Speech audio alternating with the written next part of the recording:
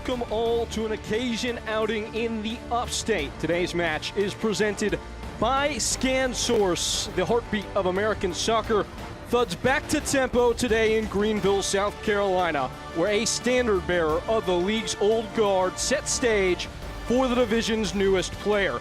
It's Greenville Triumph holding host to Westchester SC. Howdy, folks. With Ross Davenport, I'm Peyton Gallagher, and it's with wide smiles that we welcome you back to the league you all know and love. And Ross, in today's match, plenty of players to keep an eye on. A spotless 72-degree sunny day. That weather report is brought to you by Fox Carolina.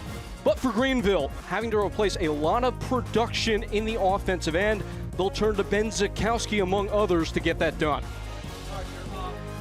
Yeah, with the departure of Liam McKinnon, Ben Zakowski was a rookie last season, had 5 assists in League One play, has kept it going this preseason, leading to a starting job today ahead of perhaps Siobhan Marsh. Bit of a surprise there. Lucky start on that left where McKinnon used to proudly be doing work both out wide and in the channels if need be, feeding the dangerous Sebastian Velasquez inside, as well as seeking to give our next man we're going to talk about some fine feeds. And that will be Leo Castro, the veteran striker. He'll be on his own up top tonight, back for a 3rd season with Greenville. Colombian veteran will make his 50th regular season League One appearance tonight. 21 goals in all competitions with the Triumph. He's 35, so listen, he won't worry defenders with his pace, but he has elite finishing ability, especially in the air, and still has the knack finding those soft spots in the box in which to operate effectively. And for the opposition today, Westchester SC, a chance to make their introduction, a project that's shown a ton of ambition that manifests in this man, Jonathan Bolaños, one of the best in this league in terms of supplying attackers with what they need. 11 assists for him in 2022 with Richmond Kickers. Yeah, the former Richmond assist machine returns to League One tonight after spending the past 2 seasons in MLS Next Pro. Pace, technical ability out wide, they'll give Westchester a real threat. And listen, JC Obregon will be salivating at getting on the end of his quality service. And speaking of that man, here is JC Obregon, yeah. Lit up League One last season with Charlotte, where his new coach, Dave Carton, watched him play his trade from the sidelines. Irishman said, listen, not only is he a great scorer, he has a lot of underrated parts of his game, his movement in the box, aggressiveness, while out of possession, he was looking to build on his 1 goal and 3 assists he got against Greenville last season. Obregon looking to make his mark. That's the same story for Westchester SC as they play their first match as a club on the road in the Palmetto State against Greenville Triumph. It's the first day of the League One campaign, folks. You won't want to go anywhere else. We'll be back soon with lineups and kickoff. The lottery isn't about jackpot winners. It's about investing in our students. Even when it began in 2002, it was lottery proceeds that helped fund new technology initiatives in schools across South Carolina. And when students booted up those screens for the first time, they discovered a lifelong love of learning that shaped them into the professionals and people they are today. When you play the lottery, the real winners are always our students. After all, education is our middle name. What exactly is a Sully steamer? Our sandwiches are made to order, which means once you've taken a look at our big menu and narrowed down your options, we go to work. Our sandwiches are stuffed with fresh, flavorful ingredients and then placed in our special steamer until the sandwich gets warm and soft and fuses all the flavors together to achieve the peak of tastiness. Are you hungry yet?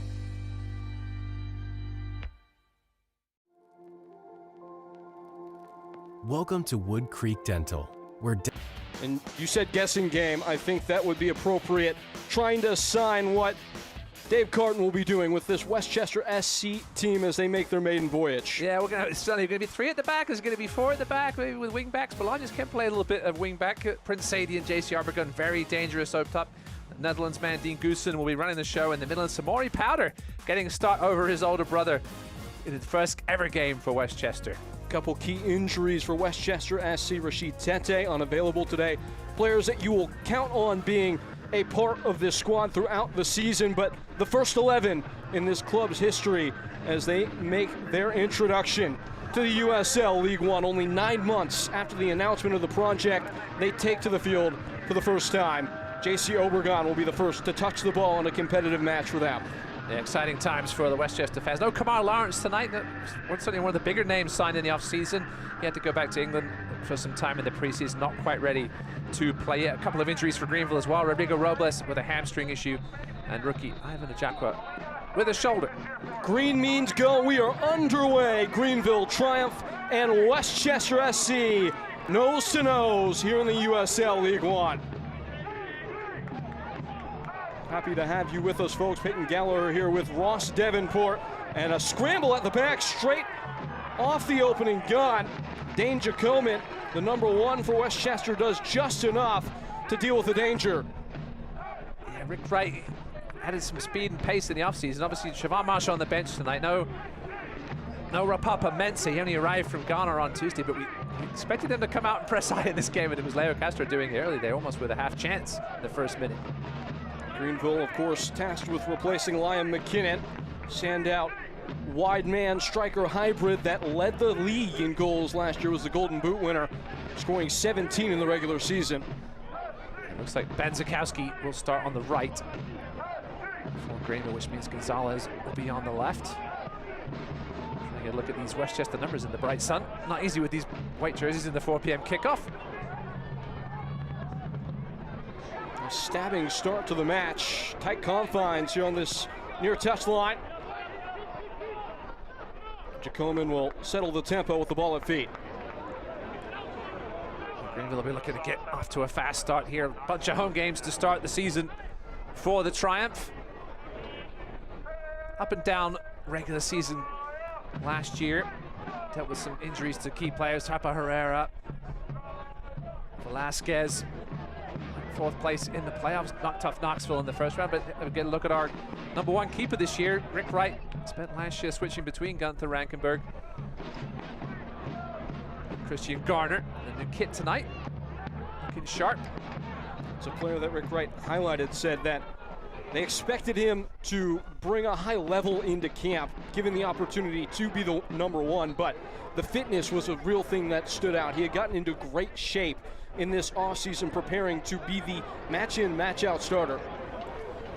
Rick Wright was very honest with us, as he was last season when he was switching back and forth between Garner and Rankenberg. He said, Gunther's our #1 this year.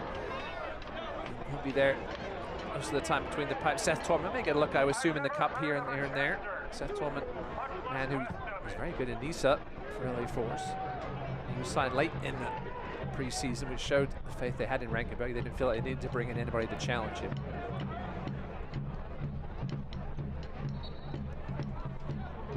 Ball wobbling out for a Westchester throw.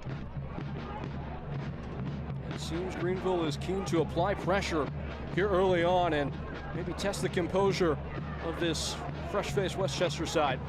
Yeah, listen, it's going to take a while as a back four, especially to gel. It's a brand new, not just a brand new team, a brand new club. And obviously, as you mentioned, Peyton, the loss of Rashid Teta and Kamar Lawrence not in the squad tonight is a big deal, because those two likely would have started, you'd have to have thought, in this opener. So that was Toby Adewale, a late addition to not only the squad, but also the starting 11 here today. He was only announced yesterday. Guy with a lot of USL Championship experience, though. Absolutely. Group boasts nearly 65,000 combined minutes of USLC experience, along with 72 goals and 16 assists. It's a side that, quite frankly, was built to contend to win this league in year one. And it's always interesting watching these new clubs and how they build their roster. Some guys like to get guys with USL League One experience. Some guys like to go with a little more championship experience. Only really 5 guys with any significant League One experience on this roster. Obregon, Noah Powder, Bolaños, Johnson, and Payne. Yeah, tons of USL Championship minutes. Bub. He's another one to keep an eye on tonight. Zane Bub. New Greenville Triumph signing, obviously, the loss of Jamie Smith. Big one. A little bit of an awkward ball towards the back. Bolaños latching on. Bodies arriving in the box. Down the line it goes. Goosen just does enough to keep it on. Greenville able to usher it away.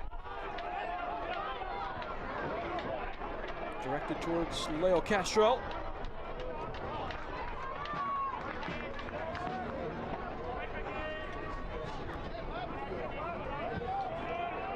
Driven out of the back, Obregon. Arcing one towards the touchline, and it's gone out of play. Talk a bit about the losses for Greenville. Obviously, also at the back, the loss of Daniel Wu, more of a depth guy, but did make several key starts last season with some injuries. He was an interesting story this offseason. Ended up going to Lexington. He actually re-signed with Greenville. He was going to look at some USL Championship options, re-signed with Greenville, and Lexington ended up paying a transfer fee for him, which is a great thing for the Triumph. Yeah, Rick Wright told us about that. They had released him to give him the opportunity to explore what might be there for him in the championship. He felt like the offers weren't coming, so he re-signed, and the next day, in the words of the manager, Rick Wright, an offer came in from Lexington and they were able to get a fee. So thank you very much. Obviously lost Nate Schultz at right back, a spot that's going to be a key one to watch this season for Greenville. Connor Evans getting the start tonight. Man down here. TJ Benton also a potential option on that right side. It's not a good sign. Is it Gonzalez on the ground?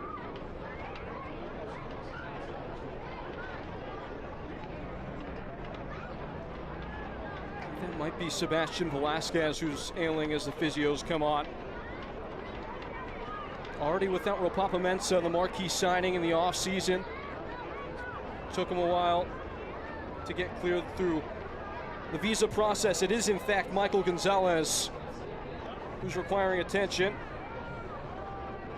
Player brought in from Monterey Bay in the offseason. He's walking like sort of a dead leg in where he's holding. We've all had those Charlie horses on the outside of our quads. Maybe took a knee there from somebody. Yeah, Gonzalez coming in from the USL Championship. 7 starts last year for Monterey Bay. Here's a look at Rick Wright, second year as the head man here. His 7th year involved with the club. He's spent his first 5 seasons as an assistant behind John Harkes. Happy birthday today to that man, John Harkes. Rick was certainly excited about the prospects of what this roster could offer, what this group was already doing in preseason heading into this match. And a big part of that plan was Michael Gonzalez. Rodrigo Robles already unavailable today in those wide areas, dealing with a bit of an injury suffered in the run into this game. And looks like Gonzalez has maybe come off, yeah. He's grabbing his hamstring now more than Evan Lee, who is a bit of a surprise non-starter today, is going to have to come in for Gonzalez, which may also necessitate a slight, and you can see now Ben Zakowski is going to go over to that left side. Soon perhaps we'll push Pascal Corvino, excuse me, out to the right where Zakowski was, bringing Evan Lee into the middle. It's a big blow early for the home team in this one. And there is Evan Lee with the hair in good flow already this season. If you ever have a spare few minutes, just go Google images, search of Evan Lee and his haircuts over the years. It's spectacular. You got a favorite? Yeah, some of his college ones in his early Richmond Kickers days were very interesting. I'll just say that. I wouldn't spoil them. I wouldn't spoil it for them. Maturity has a mellowing effect on us all. Lofted in and quickly cleared. So Zakowski onto the left now, excuse me, is what I meant to say. Going to where Gonzalez was.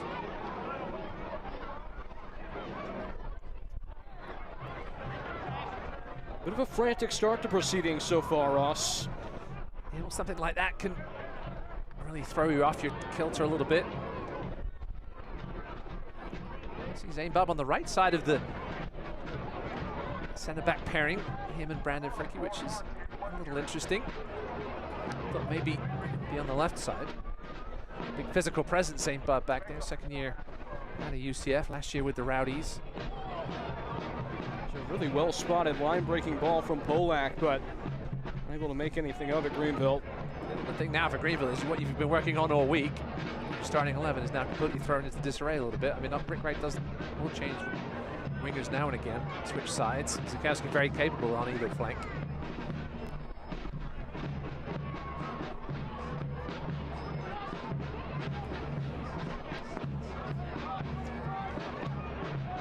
Welcome to the 2025 USL Kickoff presented by Terminix. Throughout the month of March, the USL will be kicking off across the country. Join us for all the action on ESPN and CBS sports platforms. I mentioned Rodrigo Robles' hamstring. He's coming along, not ready to play any part today. I also mentioned Ivan Ajakwa, the rookie who played his college ball here at Furman. He can play a bit of at the back as well as defensive side of midfield. He had some shoulder surgery in the offseason, and he should be back relatively soon. Certainly not the way Rick Wright wanted to start this game.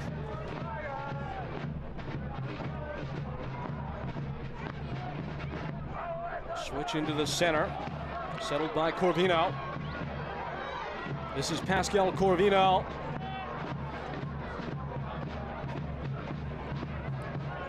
Zakowski recovers. And bends the corner, advantage is played. Castro taking aim. Slung at goal. And it looks like Corvino has carried it over the post, no deflection. He can score some spectacular goals from distance, Pascal Corvino. 22 USL League One appearances, just the one goal, and it was a gem.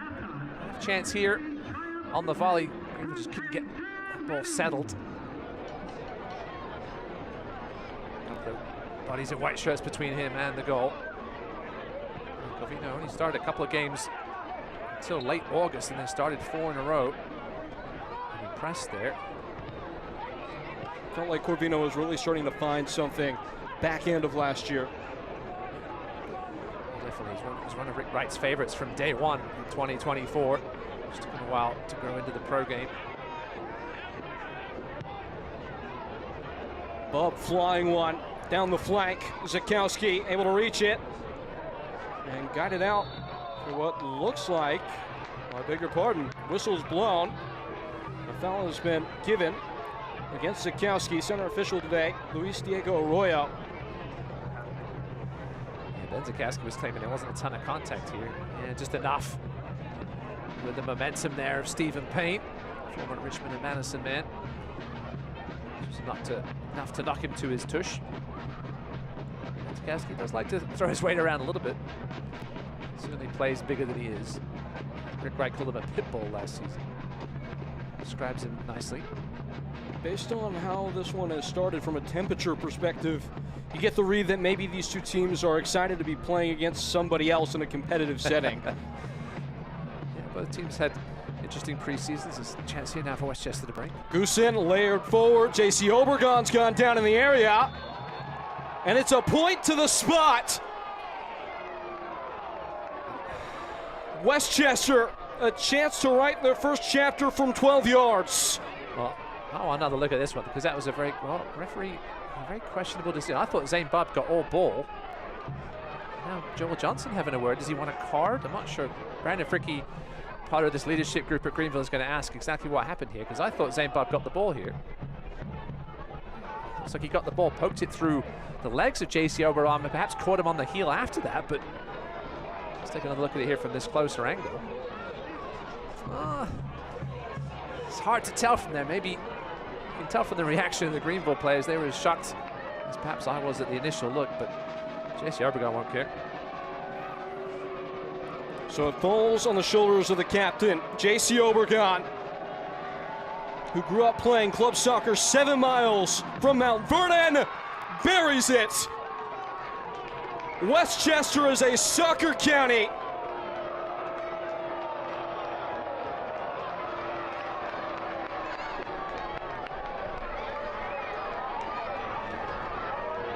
Juan Carlos Obergon pierces the opponent and writes the first line for this brand new club in USL League One. Yeah, well taken penalty right down the middle. Rankenberg committed to his right. There'll be some discussions about the legitimacy of the penalty decision by Luis Arroyo. You can usually tell by players' immediate reactions, right? If they look back at the ref to see if there was a decision, Zane Bubb didn't even turn around. He thought it was a corner. He poked the ball through Obergon's legs and out behind the goal line, but in the end it was a penalty in a very contentious early decision here in the 2025 League One season. And so a quarter hour in, 1-0, and Ross is one of their own.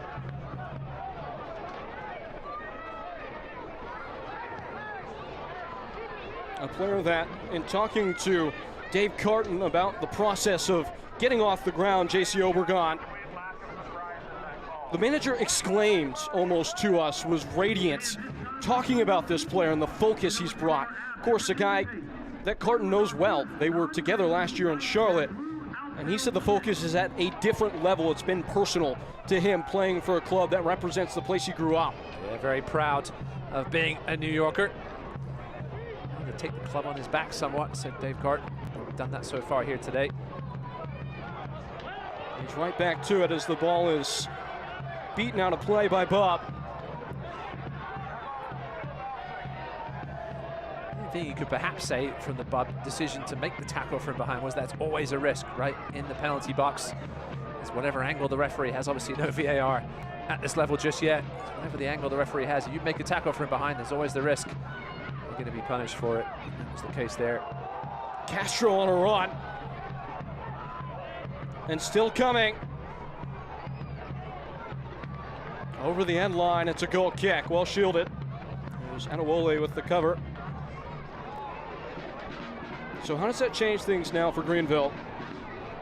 I don't think it really does just yet. It's an early goal, still plenty of time to figure things out. Both these teams still just trying to settle in. The preseason is a little longer this year than it was last season, but still, all of these teams take a number of weeks to get it really into the flow of things. Just looking for bits and pieces of positive things to take away from these games. Obviously, you'd love to get the result. Sometimes it's hard to look at the big picture at this point. Greenville did gain the second most points in USL League One last year from trailing positions. They were able to salvage 11 after falling behind in 2024. Very different group now, though.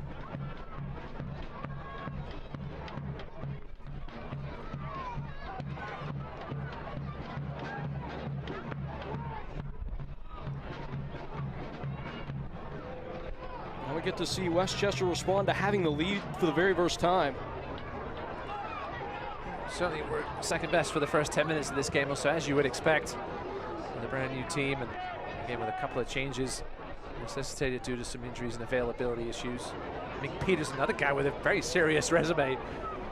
Youth international for Netherlands, played for some serious clubs in Europe. He's not in the country as of yet, but interesting connection with the Netherlands and Westchester. Danny Dekker, the former CEO of New York Dutch Lions FC, that's very familiar with Netherlands soccer side of things, as well as in Europe in general, said Dave Carton.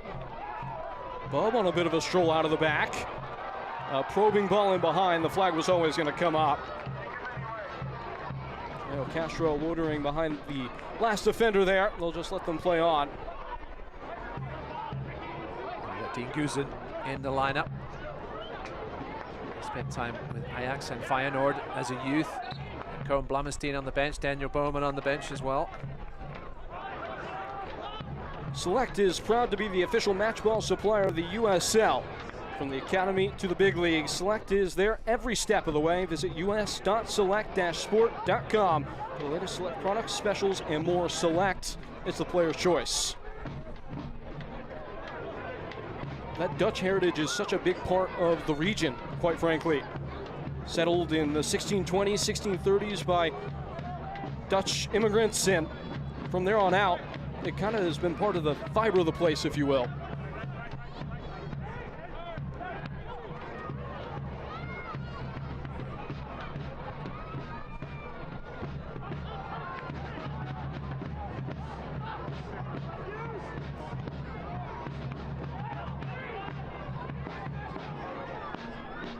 Jacoman will come to deal with this at the end line.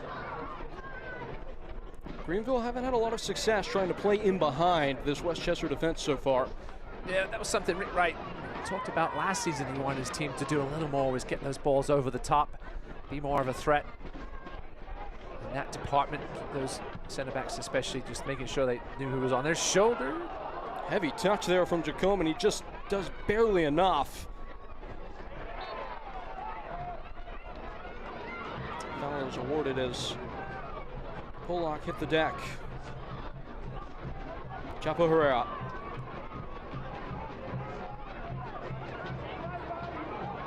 A tidy touch there. Connor Evans, the rookie. cross may have gotten a bite taken out of it on the way through. Out for a throw. Yeah, we'll see if the trying to continue to attack this side of Samori Powder. He has played a little left back in his pro career, but certainly more known for his attacking prowess, as you can probably tell by his number 7. But ending up there at left back today because of the injury situation on the back line for Dave Carton's men. In comes Connor McGlynn. He's going to get his name taken. Big physical presence there at the 6th spot. Also play a little deeper at centre back if necessary. And first yellow card in Westchester history. Sebastian Velasquez feeling the effects. Yeah, that was just clumsy. Velasquez made a bit of a meal of it. McGlynn, another one of those local players. Grew up in Middle Village, New York, last year with Rhode Island FC, so he knows a thing or two about launching a club successfully. Looks like Velasquez is up and able to carry on. Of course, his brother Jack plays in MLS. He actually played at Hartford Athletic with JC Arbogast and Prince Sadie. So many familiarity there. As the ball's delivered it. Boomeranging ball that just skips away. Did it take a touch? No, it did not.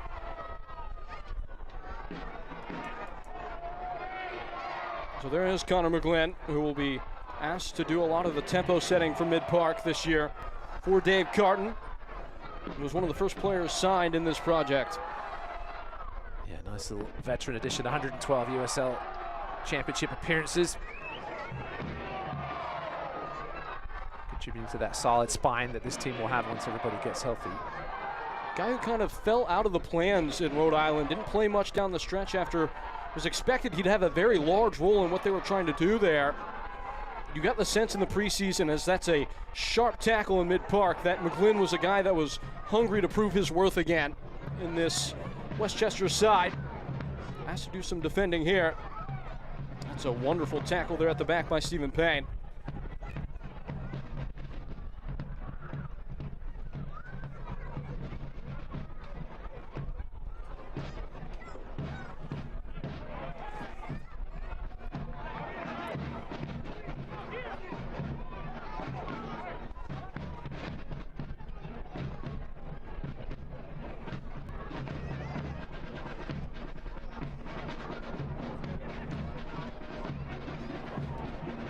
Sikowski. Not all the way clear. Rumbling down the line and winning a corner there. Good to see Connor Evans pushing forward. Obviously the loss of Nate Schultz, who retired this offseason. Left a big hole at this right back spot, as we mentioned earlier. Nate Schultz was certainly missed late in the season last year for Greenville. Sikowski will take this one. Within swing.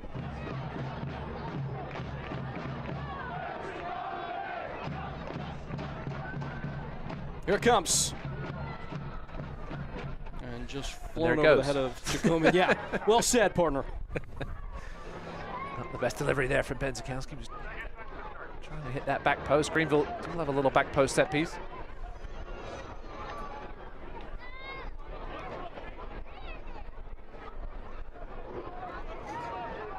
Good look at the supporters on hand. Many happy the opportunity to have a 4 p.m. kickoff under the sun, not have to worry about putting the kids to bed and get out to the park. Spend the whole day there. Download the Fansays app and follow the Triumph for access to exclusive deals at your favorite restaurants and breweries. A lot of really nice promotions with this Greenville group as they prepare to move into a new stadium next year. Yeah, I'm hearing we have some exciting news about that stadium next week. Stay tuned for that. Mario blows his whistle once again. It's been chippy so far. This is angled in towards the box. Jacome alive to the danger.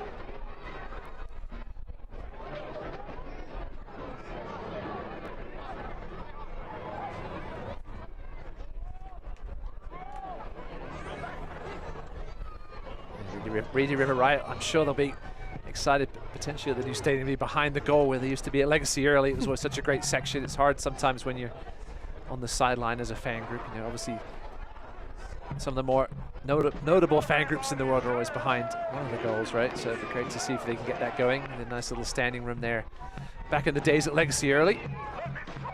It's always great noise when Greenville's involved in the game. Payne, snaking dribble at the back. Lovely little half turn and winning the whistle. Looked like that was McGlynn. This game's lost a bit of the flow since that McGlynn yellow card. It's certainly got chippy, as you said. There was a couple of hard tackles right before it as well. The team's just trying to get the rhythm back here. Chance now. Here's Powder getting forward. That's Samori. Stymied in the area by Polak. And Samori Powder. Dave Carton said he's really versatile, athletic profile they were looking for. He can play a number of different positions, which is obviously key as a League One club now, especially with collective bargaining agreements, shortening some rosters over the last couple of years. You need those guys that can play all over the park.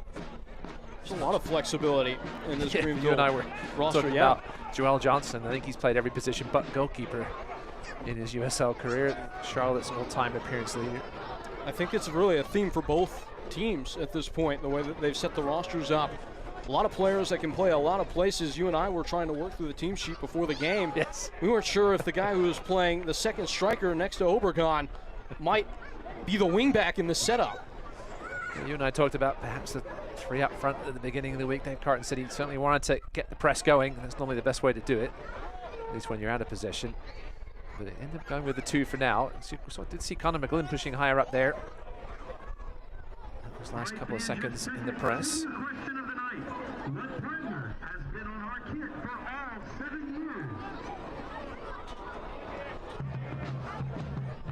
Away by Jacoman.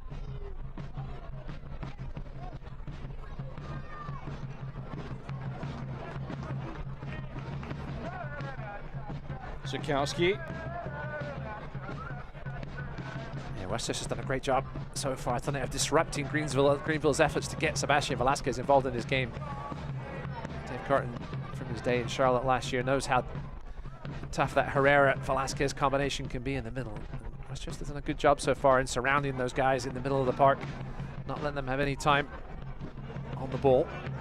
There's a chance now to get things going the other way. Rolled into the center. Able to settle is Leo Castro. Intercepted once more, though, by Greenville. Starting to assert some degree of control. Of course, if you're just joining us, Greenville forced into an early substitution in this game. Michael Gonzalez, in his first appearance in green, had to leave with what looked like a hamstring injury.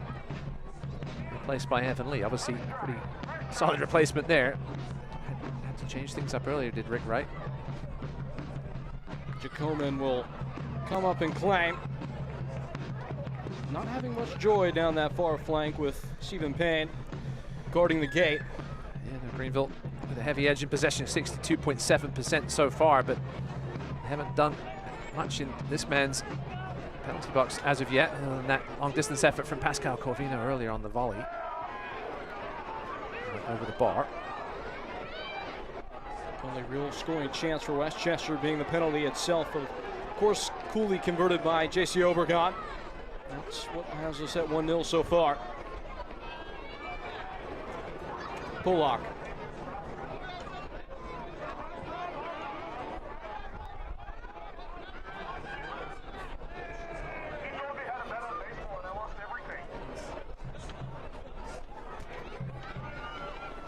Another direct attempt into the area for Castro. He goes down in a heap. Well, there's the makeup goal. My goodness. It's a point to the spot and a penalty. Greenville had the most attempts from the spot last year in the league. They also conceded the most, and it looks like that trend may have carried into 2025. J.C. Obregon, as the captain, is going to plead his team's case, but you could almost see that one coming when Castro made the move across the box away from goal. Certainly more of a clumsier challenge than Zane Bubbs. We'll take another look at it here. Just clipped the back of the ankle, and if the first penalty call was tame, that one was perhaps just as tame. I don't know if there was any contact from that angle there from Bobby Pierre, but no matter, the decision is made. Sebastian Velasquez to draw even, and he does. Without doubt, Greenville will tie it back up 1-1, half an hour in.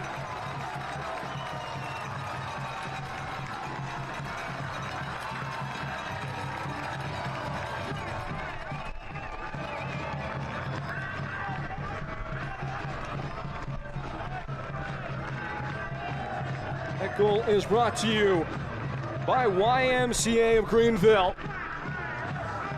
Not the best penalty in the world, but Jacome the wrong way. Greenville, for those who remember last year, had all sorts of penalty issues early in the season. 3 or 4 penalty takers over the first few weeks, but Sebastian Velasquez appears to be the decision this year, and obviously with Liam McKinnon gone, and he did what needed to be done. So we start again. 60 minutes to the finish line. 1-1 here in South Carolina. I'm gonna cut Luis Herrera some slack, because just like players are a little rusty, referees also get a little rusty. Right? You're not refereeing every week. I reffed this morning in a tournament. I hadn't reffed in about a month, and it took me a while to even remember that U12s don't have headers. So it tells you how tough it can be just to get into the flow of the game and learn how teams play. You obviously don't have any video on either of these sides. How are the hamstrings feeling? I'm actually, it's U12s. I don't have much running to do, thankfully. A 9x9 small pitch. That's why I do it. Okay. In the meantime, play is stopped. I believe Bolaños said meandered offside. Jonathan Bolaños, we haven't mentioned his name much so far in this one. Hoping to get a little more involved on this left side as this game goes on.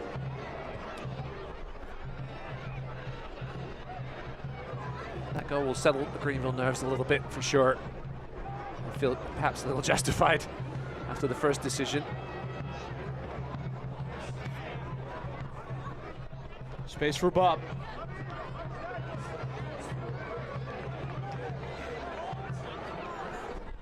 Same Bob with a Jamie Smith-like pass. It's a couple now for him. Yeah, one thing that Greenville perhaps going to miss was Jamie Smith's distribution from the back, either from the fullback or the centre back. That's a lovely ball. Darting into the box. Jacome able to rise to the occasion as whittling away there. Looks like it was Connor Evans. It was good defending too. I think it was actually by Samori Powell perhaps coming over from that left back spot to help out.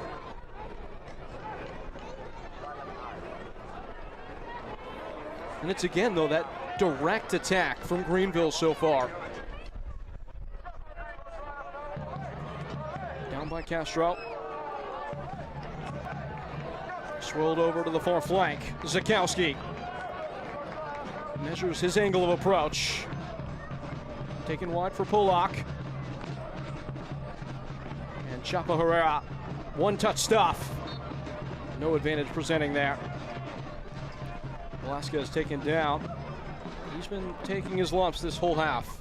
Yeah, everybody, as I said, Dave Carton's done his homework. He knows the key to this Greenville side is those two veterans in the middle, Herrera and Velasquez. He's going to make sure they're getting the odd kick here and there. Unfortunately, it's part of the game when you're in the middle of the park. And the big question for Greenville coming into the season was obviously where the goals were going to come from. The loss of Liam McKinnon, but they've looked lively enough in the final third. Just haven't created any quality chances as yet. Here's one. Taken right towards Jacome, who spills it. Given just enough time to clean up his own mess. It's a great delivery. Just enough pace and direction to cause trouble at the back. Yeah, Leo Castro, he's going to want to have done better with that one. Tons of opportunity to put that either side of Jacome and find the back of the net. Castro's so dangerous in the air. On come Westchester. It's one of those where when Ropapa-Mensah is up to full speed, that's a really dangerous type of opportunity. Yeah, we mentioned him a little bit earlier, but yeah, he got stuck in Ghana again with visa issues. Just like last season, only arrived on Tuesday. not quite ready, although last season he did arrive late as well and was thrown in for 90 minutes for Chattanooga, but that's perhaps a slightly different situation than he's finding himself in here in Greenville, so not in the lineup in the 18 tonight for Rick Wright, but yeah, Rapapa Mensah, what an exciting signing he is. Him and Siobhan Marsh will certainly be looked upon to fill that gap left by Liam McKinnon. And we'll see if he's in action tonight for Orange County in the USL Championship. I'm sure some Greenville fans will be tuning in to see if that is the case after that big move to USL Championship. They'll take on Oakland Roots tonight at 10 p.m. Eastern. In the meantime, the front man now in the present moment for Greenville Triumph. Leo Castro's gone down, and there's some untangling to be done. Luis Diego Arroyo, again, the center official. He's had a busy day so far. Yeah, I think that was a good chat there just to calm things down.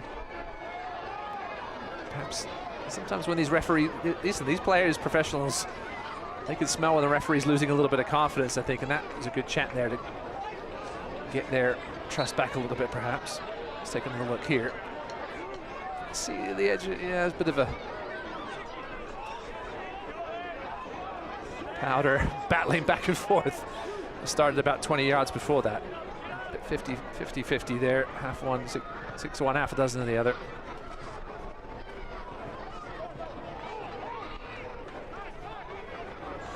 Balu Pierre back to Jacomet. A little bit of a loose touch by Adewole. He's painted himself into a corner.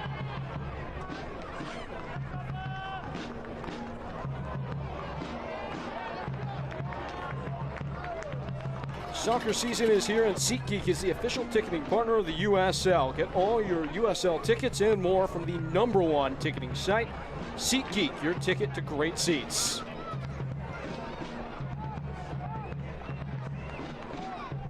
So 10 minutes from the end of the half, the feeling out period well nigh over.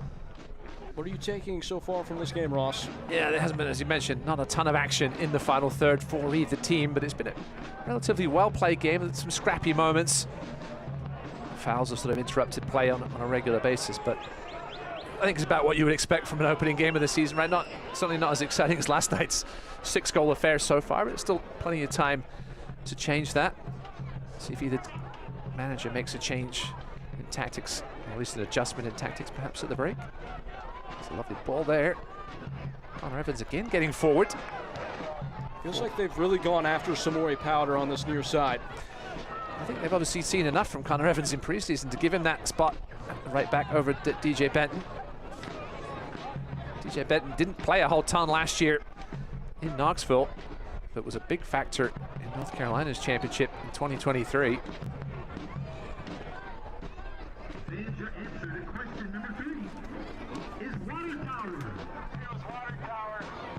Here's Pollock just finishing up on Connor Evans, though. That was the player that Rick Wright felt like maybe had a chance to surprise people coming into the team.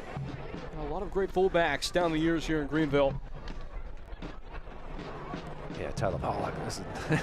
Him, Fricky, and Evan Lee, the leadership group for this Greenville squad. Tyler Pollock just never seems to age. Every year we think, well, is this going to be his last year with Greenville? And then he's back again.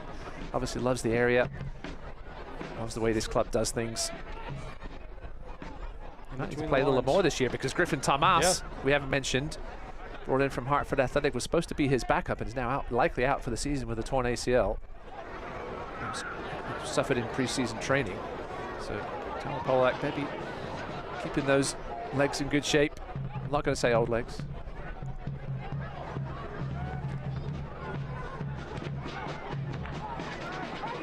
Here's Evans.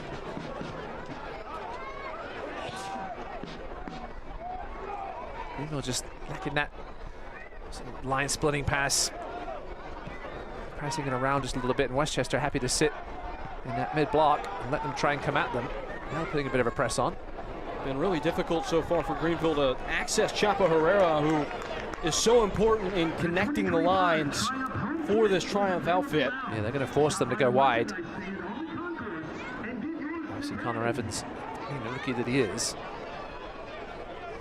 He was the Northwest Division Player of the Year in League Two, previously with Capital FC. He's very two-footed as well. So we'll see if he cuts back in on that left foot occasionally as well from that right side. Something that Liam McKinnon was very good at from that left wing spot.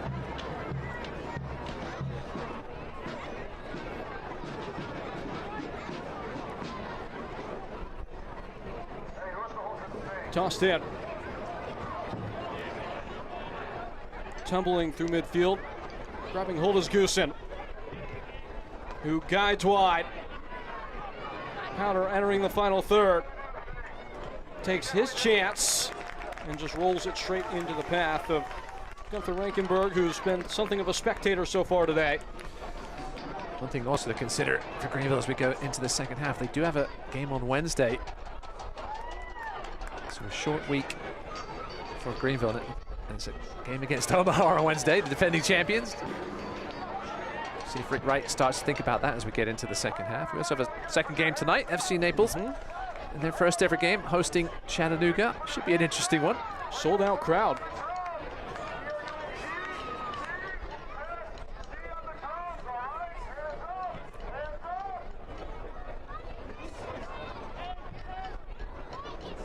Goaded away.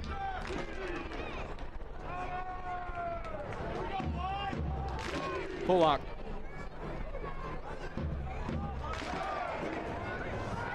Swung back to Bub. Westchester a little delayed to engage. Now Evans. Swirling one into the box. Castro! And Jacoman pounces to keep it out. Yeah, it was at an awkward height for Castro. He tried to, in the end, just sort of head lob it over Jacoman. He couldn't really get any power on it as a result of the delivery. Found himself in space, though. Encouraging. Visit shoptriumph.com to check out the latest merch and kit launches. They've got some good ones. That sash has become a mainstay. And got the new keeper kit tonight, as we mentioned. There may be a new away kit coming at some point in the next few weeks as well. Sticking with the sash home kit this year. Referee may have just been adjusting the post. I think Jacoman ran into it pretty hard and may have knocked it off its... There's nothing really keeping it there on turf, obviously. Other than some perhaps sandbags at the back. Hopefully they're taking the proper safety precautions. Jacoman making his first professional opening day start. He's been quite involved. I think you could fairly assess so far. Yeah, they obviously have plenty of faith in him as their #1 keeper. Only signed a backup this week. Goosen. Claustrophobic confines there, building out from the back. Now Bobby Pierre, a little bit more breathing room. That's good work from Westchester.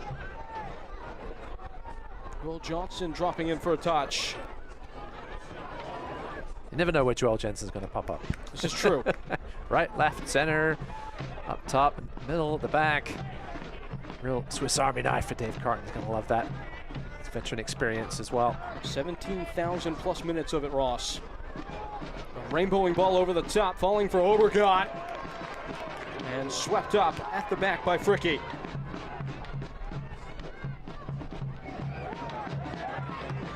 Clean tackle at the back.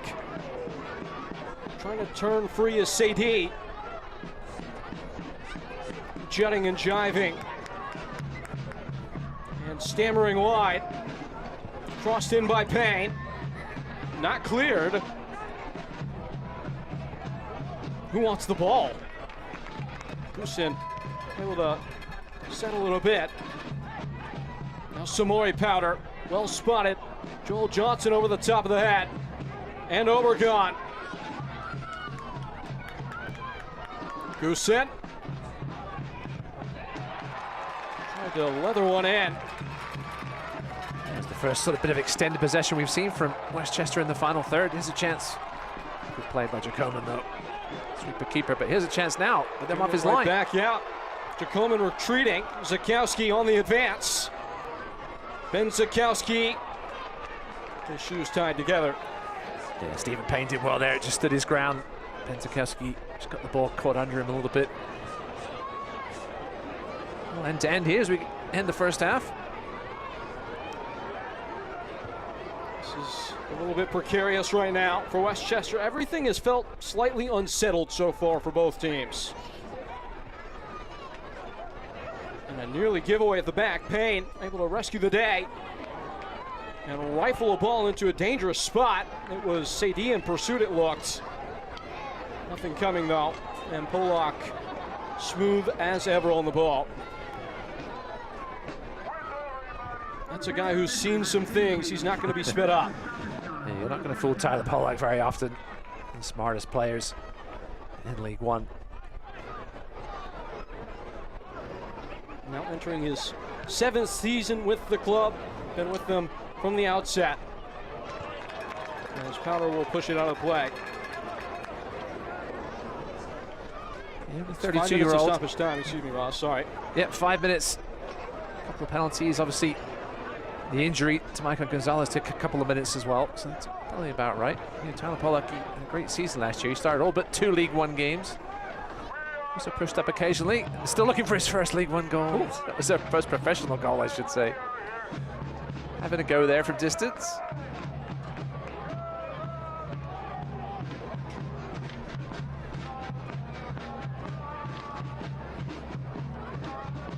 Velasquez, Herrera, and Pollack. Forcing his way forward, Tyler Pollack.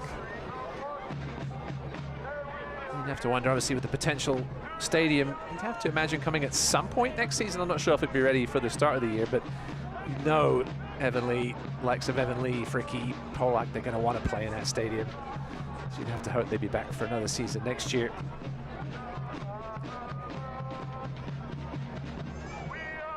It's a stadium that they've built right over the years here. Brandon Fricky joined Greenville in the 2nd season after that 1 year with Lansing. So we'll say that Dane Bubbs looks very comfortable on the ball so far tonight. Didn't see a ton of action last year with the Rowdies. Watch out. As soon as I say that, of course. Right onto the front foot, JC Obergon trying to make something himself. Bob able to attempt. The old commentator's jinx coming into effect in the 1st game of the season. Apologies, Zane. First mistake he's made tonight, I would think, other than, well, debatable whether the penalty was a mistake or not. He didn't think so. Always got to be switched on when JC Obergon is lurking around.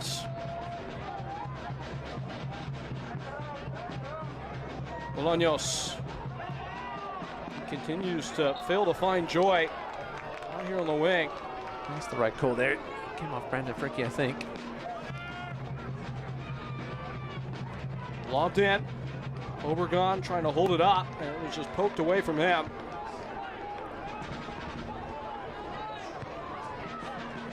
And boomed away.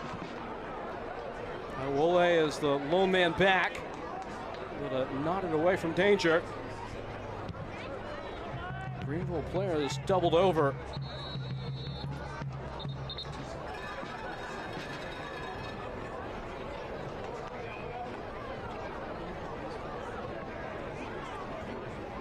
In fact, both players tied up in that exchange, feeling the effects.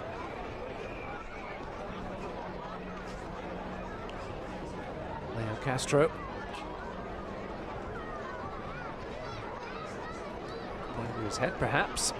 It's a concern.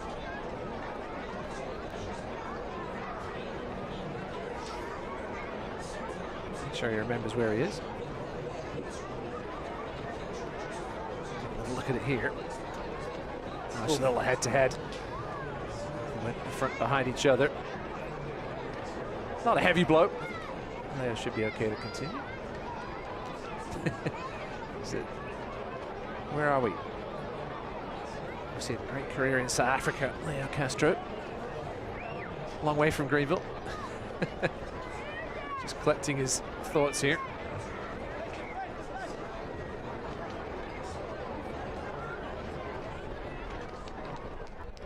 What is the officiating protocol for this instance? Well, League One has been very careful with the head injuries over the years. They've got this protocol in here now that get an extra substitution later on if we do have one for a head injury, but Castro looks to be okay. I think he's just got to come off here as you do start playing for an injury. There isn't really much behind him for a natural number 9 in the dugout for Rick Wright today. No, not with Mensah still unavailable. Castro, obviously, first game of the season, he'll be hoping to go as long as he can. But again, we mentioned the game on Wednesday. See if Rapapa Mensah is available for that one. Wednesday against Union Omaha. A chance at maybe a little bit of revenge served cold. Yeah, listen, Omaha, I think last year were by far and above the best team in League One. Obviously, I've lost some key cogs going into this season, but they're always one of the best. I'm not going to call it a rivalry, but one of the best matchups in USL League One, going back to the championship game a few years ago. Stepping out of the back, Westchester, and stepping into the spotlight, J.C. Obregon. Flows in across, just skimming off the head of a late arriving Bolaños, and out for a throw.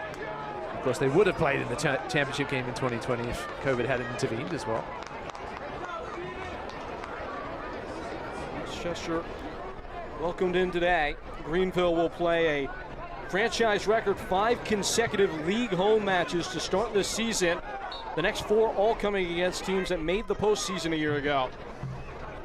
Yeah, it's nice to start at home, but it means when you get those 5 home games at the start, it means you play 4 away games the rest of the way. But obviously Westchester won't play at home till May. We talked to Coach Carton about that, and he said it's a good opportunity to get the camaraderie going. Talked a bit about it with his former coach Mike Jeffries when they were in Charlotte before he took the job, and what it would be like to play as many away games as they are in a row. He said there's certainly upsides to it, especially with a brand new team, right? That you're trying to get to gel together as much as possible. Spend that much time on the road. They say everybody's friends in a foxhole. Tough start to the season.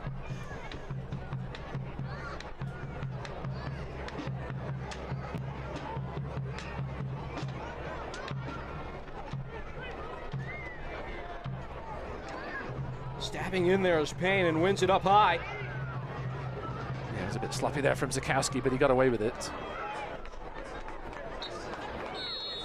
And that'll be the final action of the first half. Yeah, cagey affair.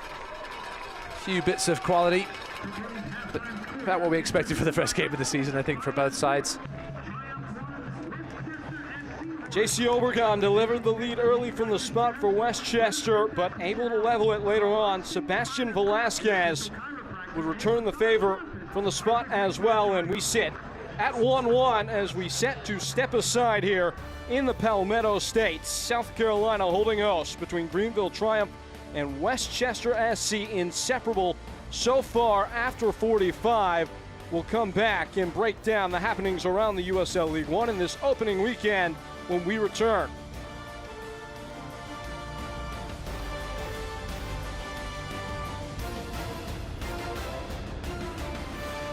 What exactly is a Sully steamer?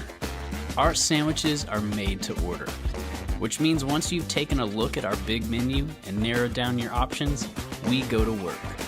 Our sandwiches are stuffed with fresh, flavorful ingredients and then placed in our special steamer until the sandwich gets warm and soft and fuses all the flavors together to achieve the peak of tastiness. Are you hungry yet? Every lottery ticket purchase keeps education in our state moving forward. Like in 2005, when lottery proceeds helped purchase new school buses that kept South Carolina students on the road to success. Because arriving safely to school every day is the first important step on their journeys to the careers and lives they've always dreamed of. When you play the lottery, you're helping fund the futures of students all over our state, which is why education is our middle name. Every day, we get the privilege to serve you, sharing local stories on all your screens. The first alert on breaking news sent through the Fox Carolina News app. Serving you with the earliest heads up on storms through the Fox Carolina First Alert weather app. Live and on-demand newscasts. Fox Carolina Investigations. On your streaming TV. Your stories told right here. Fox Carolina News. I'm Rick Wright, head coach of the Greenville Triumph Soccer Club. The Triumph play here on Palmetto Sports and Entertainment. Watch using antenna on channel 21.2 or on Spectrum 703. The Greenville Triumph play here, Palmetto Sports. El Greenville Triumph y Liberty están orgullosos de asociarse con Telemundo Carolina del Sur. Vean Telemundo Carolina del Sur para mantenerte informado con noticias locales en español y disfrutar de toda la increíble programación de Telemundo. Disponible gratis con antena en el canal 31.1.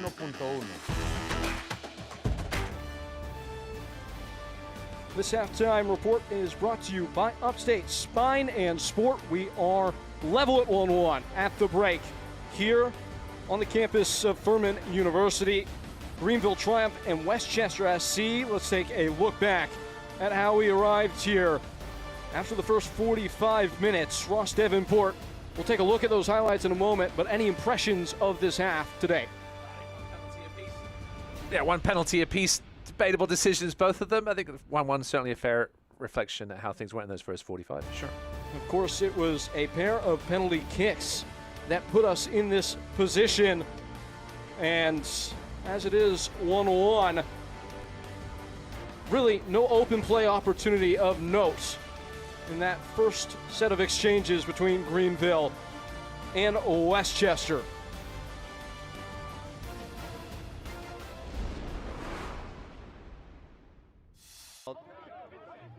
An even better switch that finds Anderson. Anderson with space to shoot, and Will, it takes a deflection and goes in! Anderson with space to shoot, and Will! Jimenez, lovely ball played in. And that is surely going to be a penalty, it is. Against James Sneddon. Turnbridge from 12 yards, buries it! Espinal making the run. Espinal to the byline, cutting it back for the wide open shot, and it's 2-1. Post though. It is delivered toward the back post and turned in. The skipper gets Bridge the other way with pace and with Reed Stephen to his right. Back for Turnbridge, 3-2. And with Reed Stephen to his right. Back for Turnbridge, 3-2! Espinal making the run in behind, keeping his head up, looking for help, finding Seufert into the box, still with Seufert! Finding Seufert into the box, still with Seufert! A great look at the action last night, setting us off in Statesboro. Again, our score as it stands is 1-1. We will continue our coverage at halftime in this game between Greenville Triumph and Westchester SC in the opening weekend of the USL League One season. Folks, don't go anywhere.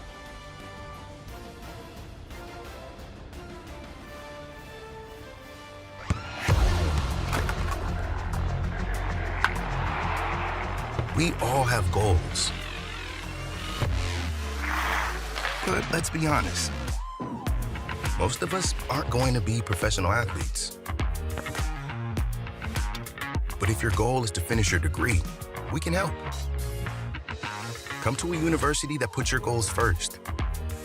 Bellevue University, your partner in finishing goals. Go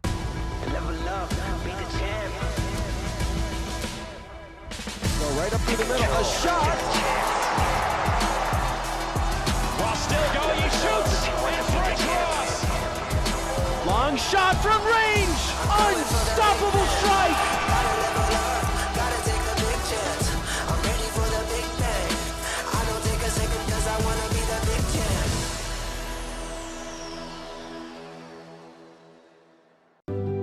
Pain doesn't care who you are or why you hurt, but pain can be mastered if you know the way.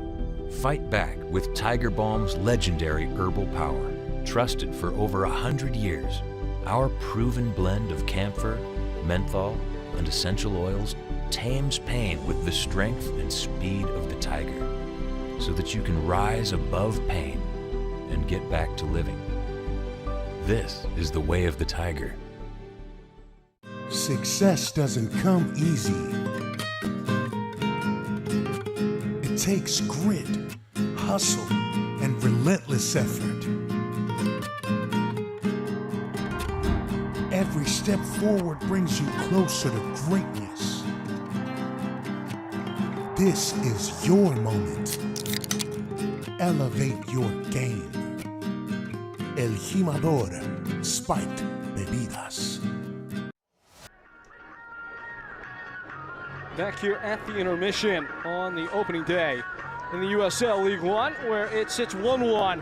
Plenty of notable happenings in and around the league taking place. A off-season full of exciting news. Here are some of those news and notes here in the United Soccer League. And Ross, the big one, a massive menu of national television matches, 35 already on the slate. Yeah, always exciting when we get these national broadcasts. And USL League One will get some exposure as always. We get to see two new teams, FC Naples, as well as Portland against two of the original teams, Torment and Kickers, in August and September. Perhaps a lot more as well. And yeah, I'm excited about the Jägermeister Cup. I'm sure you are too, Pete. A lot to sink your teeth into. We get these interleague clashes, the regional dynamics there, and matchups that we just haven't gotten to see before, and something that's certainly exciting. Yeah, I think a lot of fans were disappointed last season that the championship weren't involved in the Jägermeister Cup, but now we get to see, other than perhaps in the Open Cup as well, but we get to see how these two leagues go against each other. And we're getting to see one of those new expansion sides today, Westchester. The rest of them in full swing, 5 total throughout the course of this weekend. Yeah, great to see the buzz around these for all these 5 teams as well. And season tickets selling out. We should see some full stadiums as the season goes on. It's exciting stuff.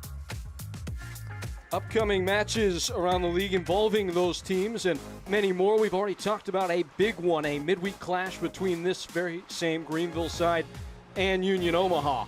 Yeah, so Greenville have a couple of games under their belts before the likes of Fort Madison get going next week, and AB Alta against Torment. That should be an interesting one. Spokane, what a first season they had. Speaking of first-year teams, to get their second campaign going next Sunday against Knoxville. We've told you the environment with Naples is going to be a big one.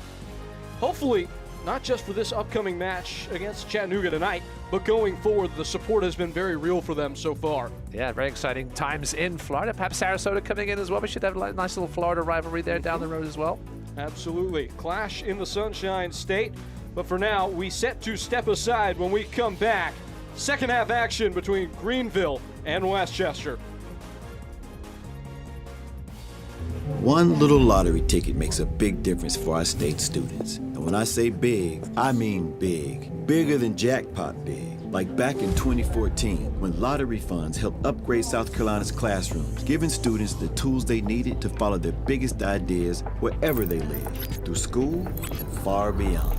For over 20 years, the biggest lottery wins have been and always will be for our state students. After all, education is our middle name. Welcome to Wood Creek Dental, where Wood Creek Dental, dental care from our family to yours. Headed chances as well. Is the one that, it's the other one though. He catch the back heel. It looked a little clumsy, but certainly not a ton of contact there from Bobby Pierre. Lancaster went down a little easily, but referee bought what he was selling. Sebastian Velasquez put the PK away. That would be the first of the year for Greenville. Again, you said it, Sebastian Velasquez, the one to bury it. And there were a lot of half chances, you might say, the rest of the way. And that one just floated a little high on Castro. Couldn't get the top of his head on it to get it down and force a difficult save out of Danger Coleman. But see if we have any halftime changes. Don't see any immediately out there, for Greenville at least. Obviously, these guys have played in the preseason, on their way to 90-minute fitness. Not quite there yet, I'm sure, for a lot of them. Rick Wright will have some decisions. Certainly on the defensive side of things will help solidify it a little bit. Give Evan Lee a bit more offensive involvement now. Let's see if it changes anything tactic-wise. Anything you're watching for in the first 10 minutes here? I think that substitution may change things a little bit. We'll see where Carlos Anguiano slots in. It'll be next to Herrera. We'll let Chapa push a little bit forward. We'll see. They just come out and get settled down. Both teams had periods in that first half where they were settled, but a lot of chaos in that first 45 more than anything. Here's a stat that maybe paints the picture for you on Anguiano. Last year, averaged about 30 touches per appearance and 21 passes per appearance. It's almost always off his foot in 2 touches or less as we are back underway between Greenville and Westchester. And he's a great case of you never know who's watching you. He was playing in the US Open Cup for Phoenix against Greenville, and Rick Wright liked what he saw and ended up joining Greenville the next season. Certainly more of a depth role last year, but filled in nicely when needed to. Player that stature might not necessarily be so strong, but always a manager's favorite, if you will, because he just helps them execute the plan so well. They've been able to carve out a career, little Carlos. See Evan Lee already pushing up a little higher.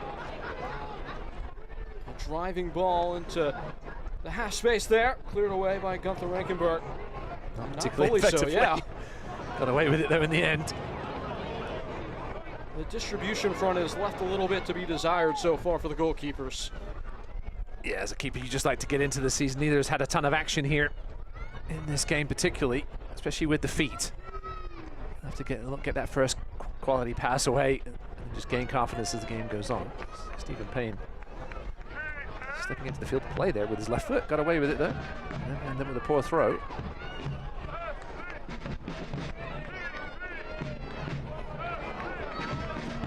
There's a Reedy River Riot. And then with Liam McKinnon jersey. Come on, Dad, buy him a new one this year for somebody else. Zakowski able to grab hold was Leo Castro. I'll allow Liam McKinnon jerseys at least for the next season or two. I will allow them. Is that the greatest single season you've seen for Greenville? Yeah, I think just overall quality from one individual and the impact on the team, yeah, I would have to say so. He's obviously got a deserved move up as a result into a great club, right? That's known for developing young talent. He'll get a chance there to work with that Orange County coaching staff that's been so great at developing young talent. And selling them on as well. It's the fun part about having the early slot today is kind of an appetizer, and we get to go home and throw on the TV and watch the USL action unfold. It's a jam-packed opening weekend. Tons of great games. I'll be doing Louisville, Charleston later on the road for you. I get to go home and watch. You can go home and watch that one. You won't get to see me. Yeah. But you'll get to see that on Galazzo. What an opening game that is on the eastern side of things in the championship. Real clash of the Titans. As you mentioned, Orange County taking on Oakland at 10 p.m. Eastern. I'm sure there'll be Greenville fans tuning into that if Liam starts, which hopefully he will. Big expectations for Orange County this year. They've been hotly tipped to maybe be a favorite in the West. Yeah, I did a few of their games last season. Was ravaged by injuries at times last year, but still managed to make a little late run. Always high things expected from them out west. Fricky with a skyscraping switch, doesn't come off, but battling back to take it away from trouble is Connor Evans again, who's putting on a strong performance. Yeah, looking very reliable, hasn't looked shaky at all back there in his first pro start.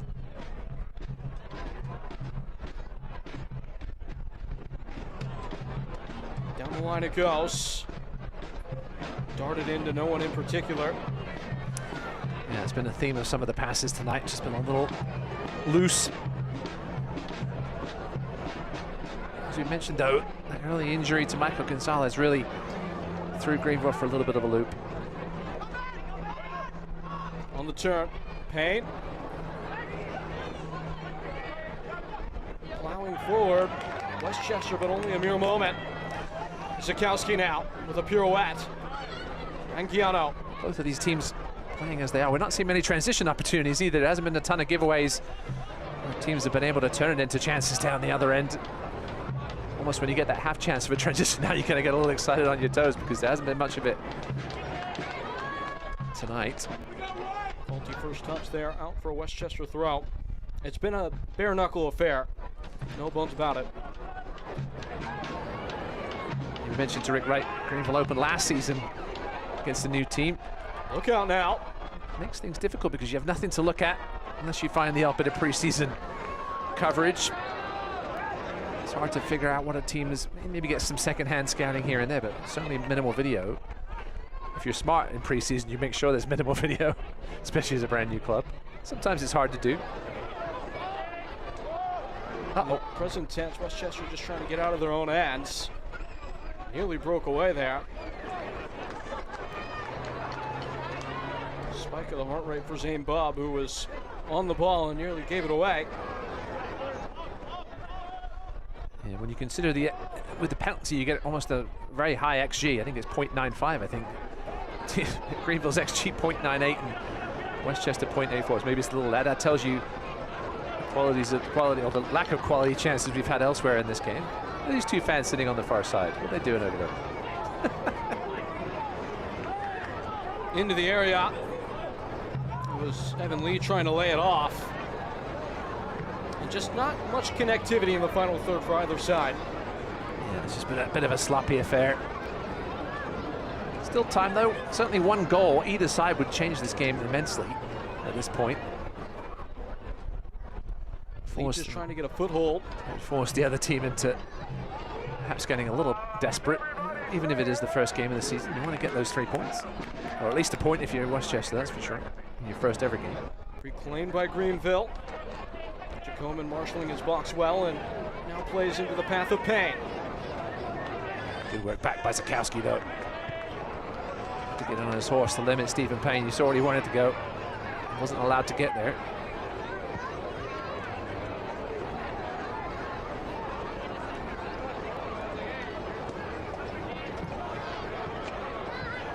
.76 is the fixed XG for a penalty kick. Just look that up, Peyton. So 0.76 is the XG for a penalty kick. So that tells you. So just off by a little bit. The limit. I knew I was relatively estimation. Well, then I said that initially. I looked at Westchester's was under that. I said that can't be the case. So 0.76.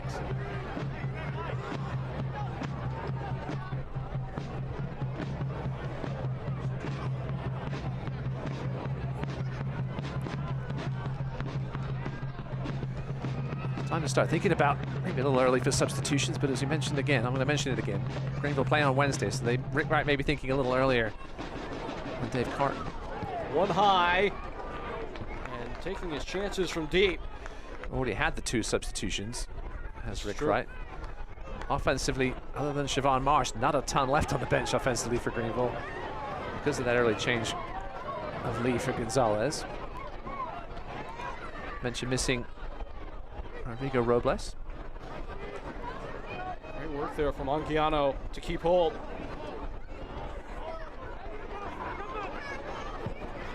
Over the top, Herrera. Well played pass. Zakowski with the keeper off his line. Yeah, he took a peek, didn't he? So a lot of contact there. No call though. Play on. Like down in a heap. Anguiano. Swiveling and breaking a line with his ball. Herrera. This might be the first time today Greenville has strung together 3 or 4 passes in mid-park. Anguiano again. Just twisting away. Left into space. Herrera bodies off the defender and wins the whistle. Instantaneously, Anguiano making an impact. Yeah, a little better here from Greenville over the last couple of minutes. Mentioned for Dave Carton, Colin Blamenstein on the bench. He is the number 9 on their roster, so you'd expect him to have a bit of an offensive impact if he comes on. He scored 7 goals in the final 11 games of last season for Quick Boys in Netherlands.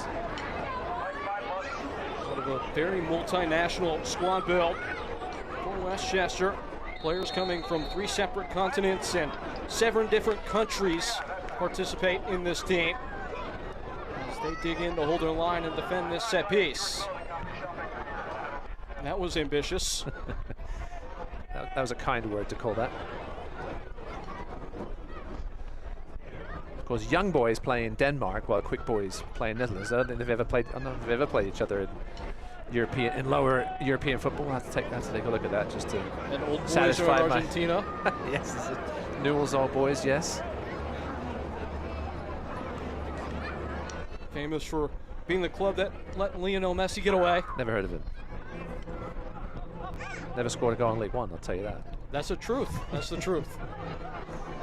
He hasn't scored a goal much anywhere of late. Westchester has played 55 minutes of competitive action in League One and have scored more goals than those old boys.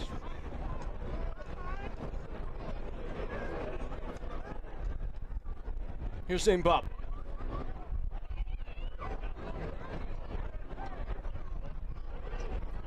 Tight spot there, Connor Evans. Can't wriggle free.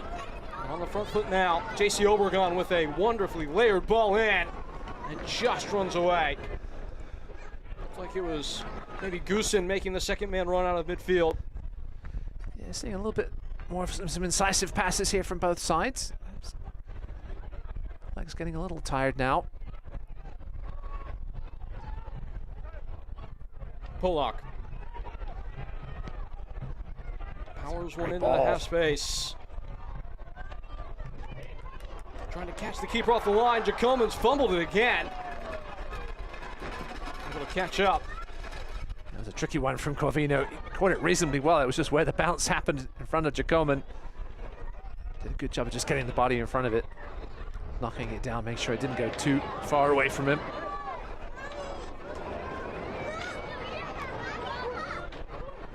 McGlynn, fanned wide for Adewale. Floated into a bit of space. Payne scrapping for it. Pollock slipped, trying to get rid. Johnson able to claim, and Obregon left behind him. Herrera down in the heap. Looked like he caught a loose hand to the face. It was accidental. His side moving on. Zakowski running in. Zakowski's shot's blocked. Castro went down. Some claims for denial of a goal-scoring opportunity. Certainly, and referee was perhaps playing advantage. Interesting one. I'm not sure how much advantage you can play when there's Dogso. A potential chance at Dogso, and you can hear what the crowd think about it. Chapa's saying, "Look at my face." Another look at it here. Castro read the spin, lovely. Yeah, I don't think there was a ton in it. It was a bit of a change of direction of run by, I think it was Bobby Pierre. Zakowski, I think it was the right decision to let the advantage go there. Zakowski certainly had a half chance at it. So for an official, what's the decision tree there as Westchester try to work to the other end? What's the first thing you think about when that kind of collision happens? Yeah, what does the defender change the line of run, right, to block? And if that is the case, then there's certainly a case for Dogso. I think it was perhaps just enough debatable decision about it, we'll call it that, to not blow the whistle, but I didn't see an advantage being given with the hand. To clarify, you're not supposed to give advantage in that situation, correct? I don't think so. It's one I'll have to... Don't see it consult with IFAB. Yeah, I don't see it come up too often in my U12 games. That's a clever little pass out wide. Cutting in and laid off. Goosen launching in towards Obregon. Pollock had the cover. Safe defending and out for a corner. Yeah, the game definitely opening up, as we mentioned. Going end to end here. Not sure who that favors. This will be the first corner kick in club history for Westchester SC in a competitive context. We haven't had many set pieces in the final third tonight at all. Greenville only conceded one corner all year last year, was one of the best marks in the league. Joel Johnson with in swing. Met at the near post by Bob. Headed on, Obregon, just drifting wide of the posts. Ben Zakowski asked where's the call for getting dragged down in my own penalty box. He didn't get it. Certainly been an interesting afternoon for referee Luis Arroyo. That's as far as I'm going to go with that. Got the Rankberg, not with a ton of action so far today. He won't mind that. Just the 2 shots on goal for Westchester. One of them was the penalty.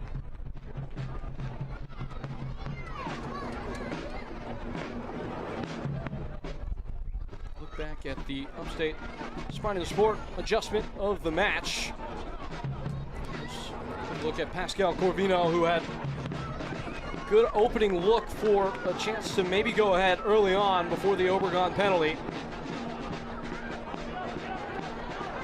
Of course, Corvino starting this match off, but forced into a different kind of role after the early injury to Michael Gonzalez, as this is a dangerous opportunity, and it's beaten away by Jacoman. That gets strike by Zakowski, the rebound. Straight to Chapa Herrera. It just kind of hit him and went wide. So much pace on that shot from Zakowski. We'll see it again here. Evan Lee sucking defenders in. It was a nice first time strike. It was a good save in the end from Jacoman. Luckily for Chapa Herrera, he couldn't do much about it in the end. Just no time to react there. This game's starting to pick up pace here.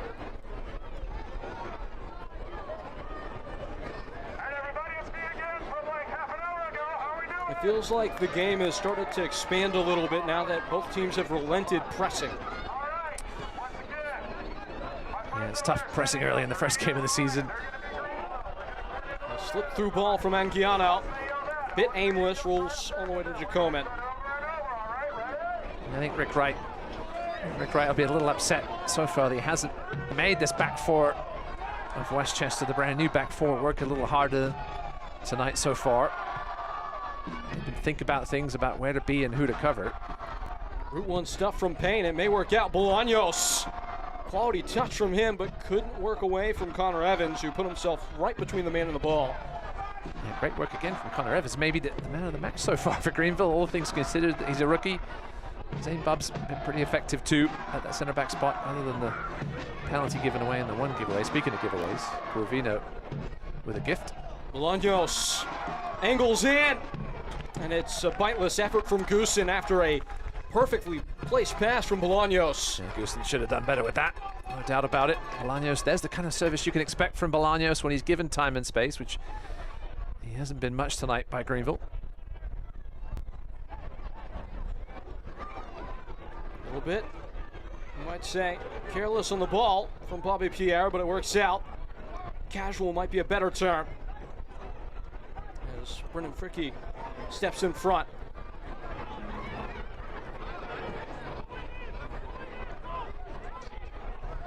Goosen coordinating the press as Rankinberg floats one with the far flank. It's out for a throw.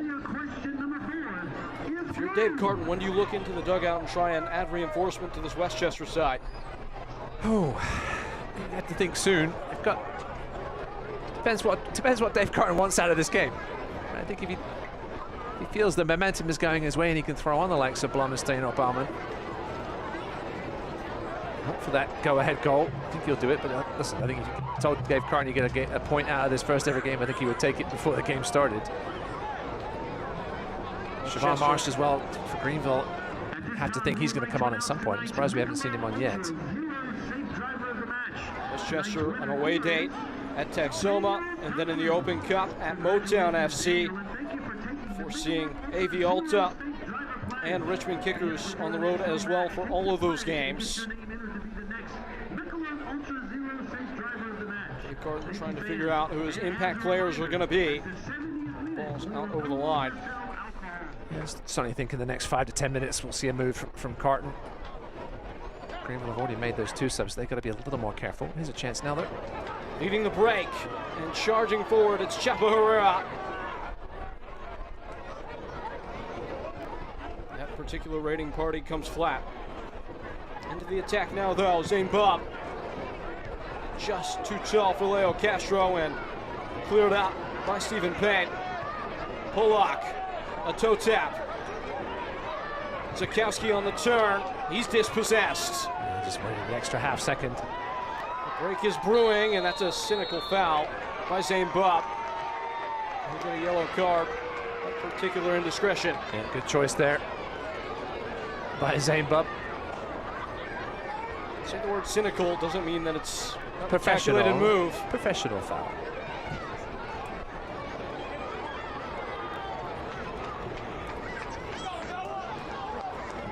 Certainly going to be a dangerous break if that ball had fallen to JC Obergrant. I think maybe as a center back, when you step up to deal with that, you understand either way this ball is not getting past me. Yes, certainly not to lead to a chance anyway. And you can see now sub coming in, Noah Palado, that's familiar, number 66. Brother Samori starting the match at left wing back. Who he comes on for will be an indication certainly of how Dave Carton wants the rest of this game to go.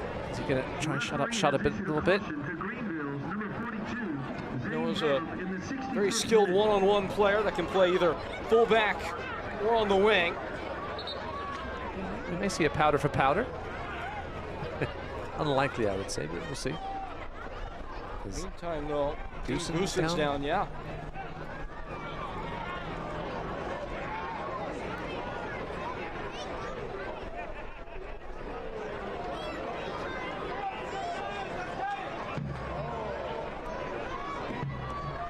Goosen requiring examination.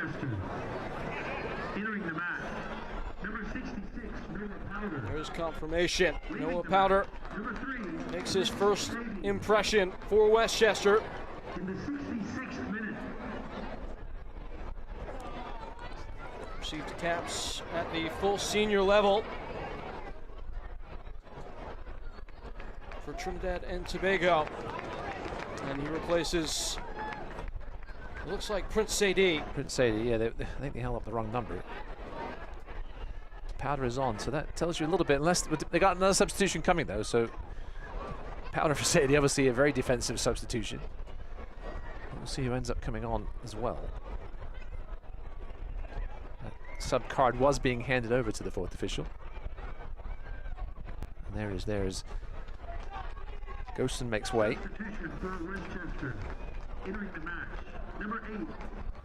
And a Dutchman for a Dutchman. Daniel Baumann will come on. Player with previous experience playing in Australia, most recently in the Australian second tier. And part of that Dutch cohort involved in the project here with Westchester. See Noah Powder sliding in there in a bit of an advanced role. Baumann for Ghoston, probably a like-for-like sub, I would imagine. We haven't seen much of either of these two here, obviously, yet in the USL. Greenville snapping to the front foot. Gliding ball into the box. Zakowski has gone full bore into Stephen Payne, and play has been stopped. He's been a whirling dervish all day long. That's his game. Zion Zakowski looks like a 2 with his new font paint. I do like it though overall.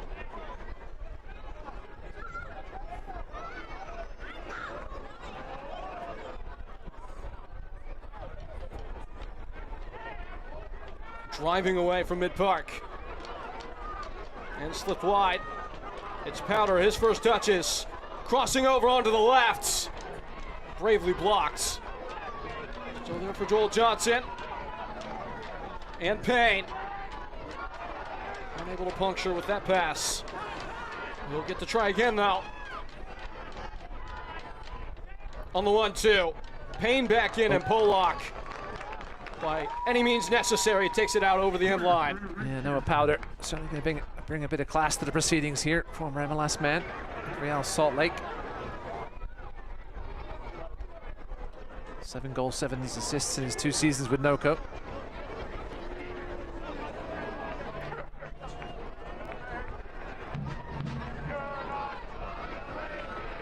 In by Powder. A bicycle attempt and out for a goal kick. A good time to tell you that if you can't watch the match, you can turn on Sirius XM FC 157, North America's only 24/7 source for engaging soccer talk, including USL All Access on Tuesday nights. Plus, you can hear live matches from the USL, MLS, Premier League, and more, all on Sirius XM FC 157, new Sirius XM app. I'm sure you've been turning the dial to listen to your Cherries. Ross Davenport, Bournemouth, enjoying a great season, and of course a Bournemouth player very involved with this Westchester group. That is, yeah. Tyler Adams, part of the ownership group, added earlier this year.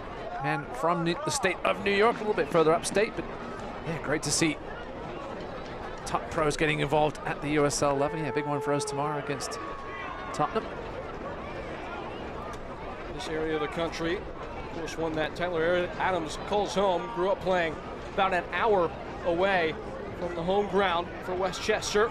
Another one of those players appears to be injured right now, Samori Powder. Hailing from Edison, New Jersey. And he's back up and able to make his way to the touchline to receive further attention.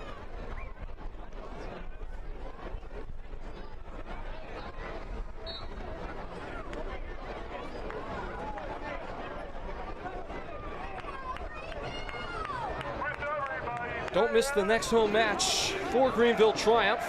You can buy tickets today at www.triumphtix.com. Of course, a cool promotion being done by this Greenville group. If you buy into a preseason program, pay $50 for your tickets package for the year, you get the next ticket free for the next home match following a Greenville win. I thought that was a fun one, Ross. In by Zakowski, trying to get those free tickets on the front foot. Yeah, you get to locate the runner in. Get entry to today as well as Wednesday. Then if they win those games, you get a free ticket to the next match. That could continue for all 5 of these home games to start the season. And what a deal that would be at $10 a game. So it's a bit of a gamble there.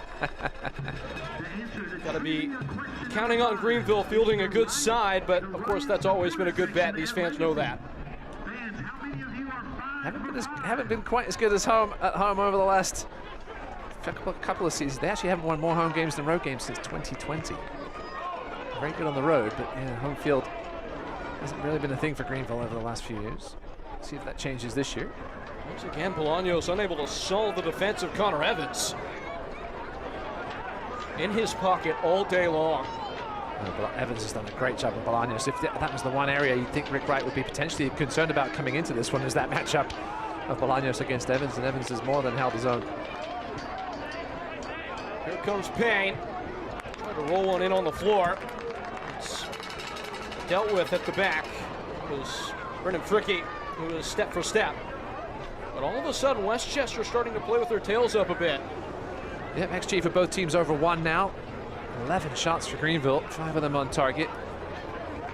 Again, haven't made Jacob do a ton of work tonight. He's made a couple of decent saves.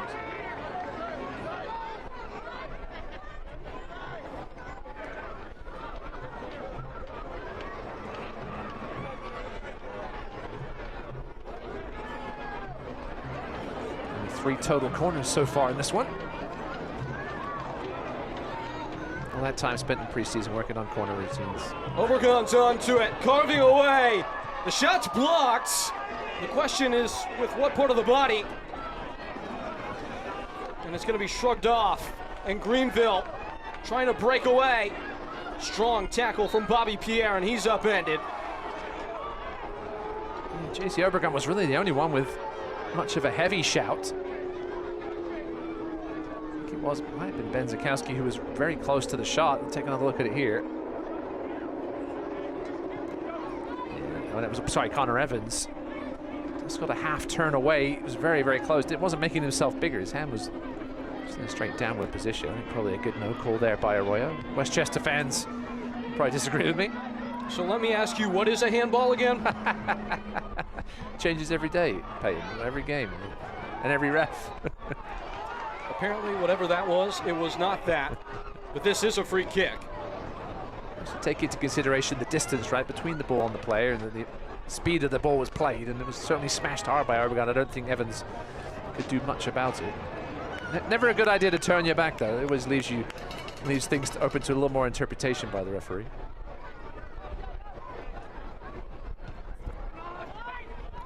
Been told Siobhan Marsh is being prepared to enter at the next opportunity. As Polak is able to pinch it away, but only for a moment. Onto it is Overgun. A bit of skill, but he can't swerve by Zane Bob.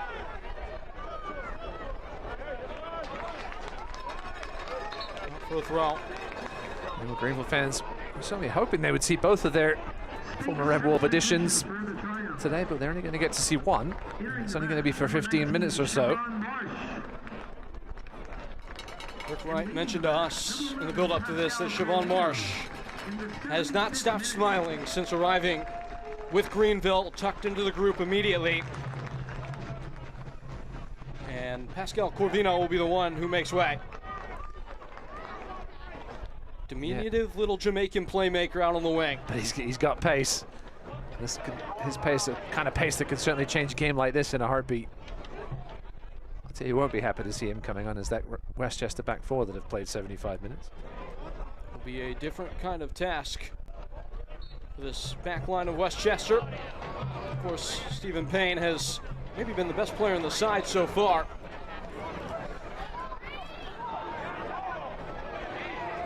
And it does look like Marsh is going to set up on his natural left side. Final 15 minutes in search of separation. A pair of penalties have put us here. On the charge is Evan Lee. Into green grass. He's gobbled up by Joel Johnson. Advantage is played. Zakowski now on the right. Walks one in, and Jacoman will take a skipping stone in hands. We'll see if referee Arroyo did play advantage. We'll see if he comes back for that yellow card, perhaps to Joel Johnson. I think it was. Trying to hold back the run of Evan Lee. Connor McGlynn, long strides from him out of his own hands.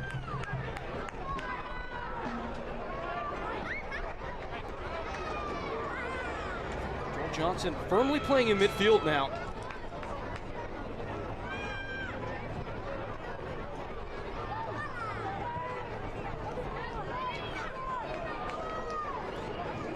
Perusing forward.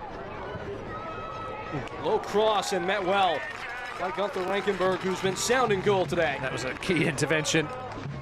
Connor Evans beaten. That was a rare occasion tonight. Cross came in and it had some venom on it. Rankenberg had to be decisive with that dive, and he was. Snuff out that chance for Westchester. First chance we've really gotten to see Samori Powder get forward in this half.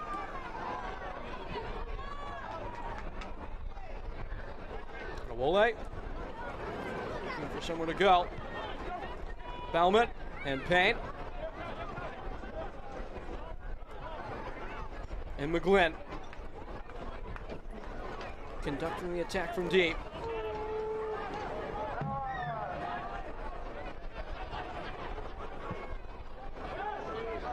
This is the kind of patterning that Westchester will have been working on all preseason. Jacoman. Westchester just inviting Greenville onto them so they can go long.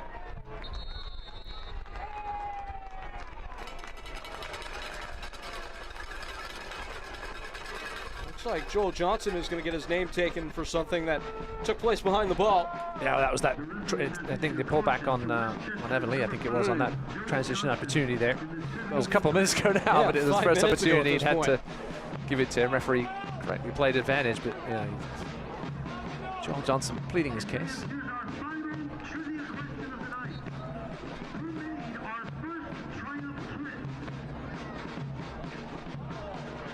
Can Westchester grab a hold of some late drama in their debut match?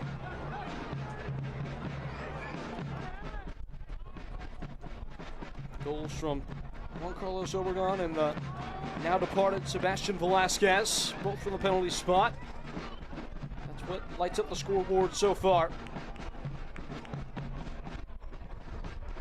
Zane Bob. Pristine pass out of the back, and that opens things up for Greenville, and right on cue left behind Chapo Herrera. Yeah, Ben Zakowski, our player to watch tonight. He had that one first-time shot that tested Jacoman. Other than that, he hasn't had a ton of opportunities. He's had a couple of sloppy giveaways. Kind of we saw last season on occasion from Zakowski, but a feast or famine. And it's an arrowing switch. It's a lovely ball. Now Payne, and centrally into expanding space in the middle of the park. Samori Powder spots Bolaños, left it a little bit short though.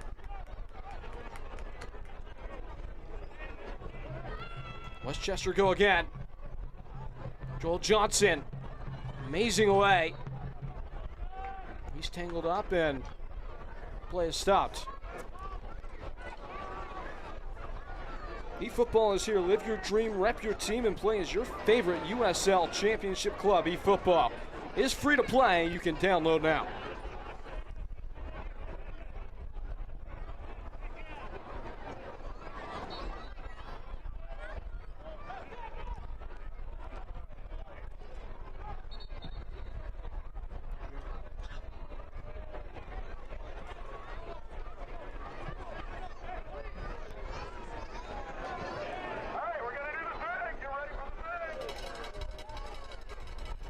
Chance for a decent delivery here that could put a bit of pressure on Gunther Rankenberg, perhaps make him make a decision. Make a Greenville player make a decision on whether to touch it. These are always interesting ones if you can flutter it into that danger zone. Johnson guiding it in. Yeah, you can see what he was looking for. He was looking for the header back across. Castro was there though to intervene. Always great on the defensive end aerially as well. Leo Castro. Looks like he may go the distance tonight.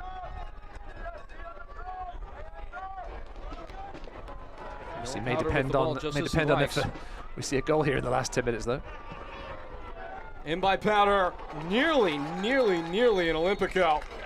But there was a collision at the goal mouth and play will be stopped. It was well clawed out by Rankenberg. He was under pressure, too much pressure in the end. From, I think, Stephen Payne, coming up for the set piece. He got a shove in it. He didn't really need to do it. He actually almost helped Gunther Rankenberg get to that ball before it went into the goal. Rankenberg now down. Is he tying his shoe? Looks like it. Never an easy thing to do with gloves, and so the gloves are off. Not in the boxing sense anyway. Normally have your friend do that for you, Gunther. This is prime television right here. Somebody put the timer in the top hand corner.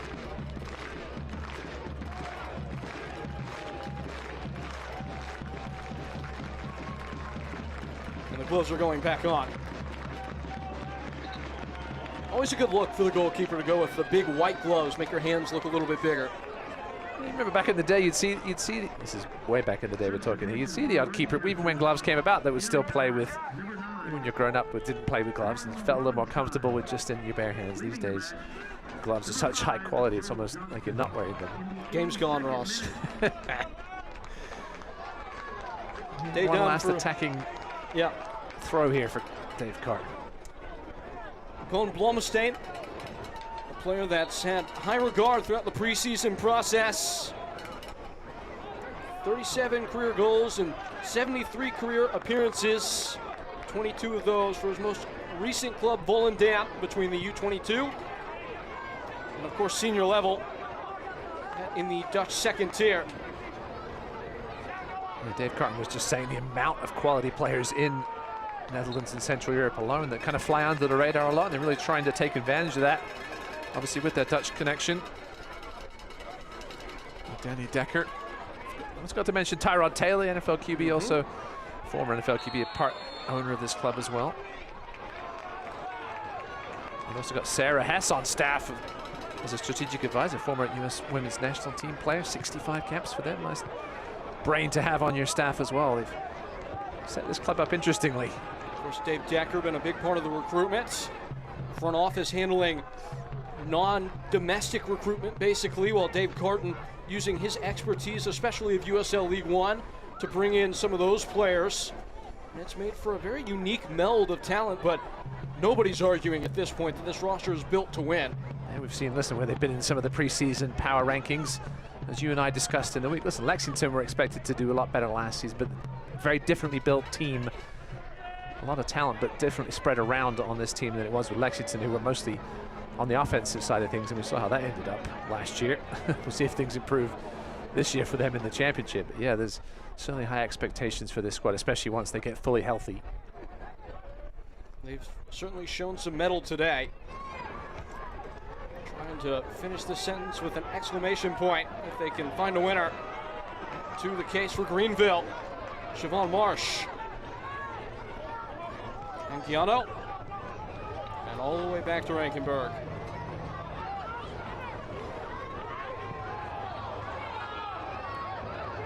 Marsh latching on.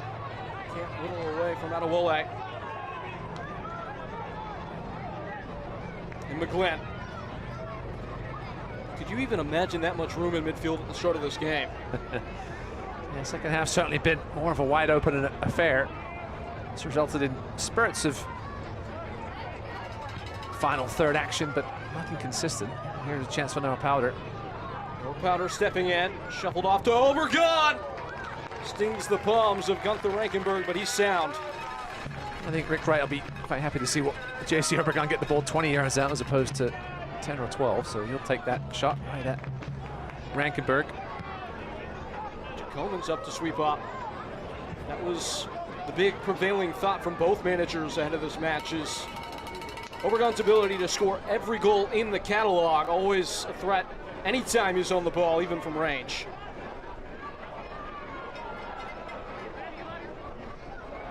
Of course, you would rather him take his measure from 30 yards than 10 and in.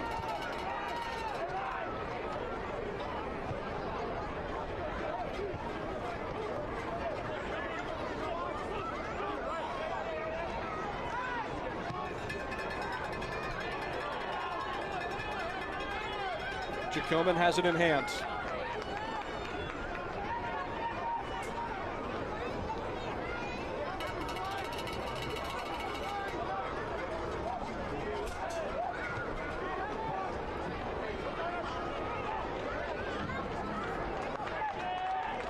Taking no chances there.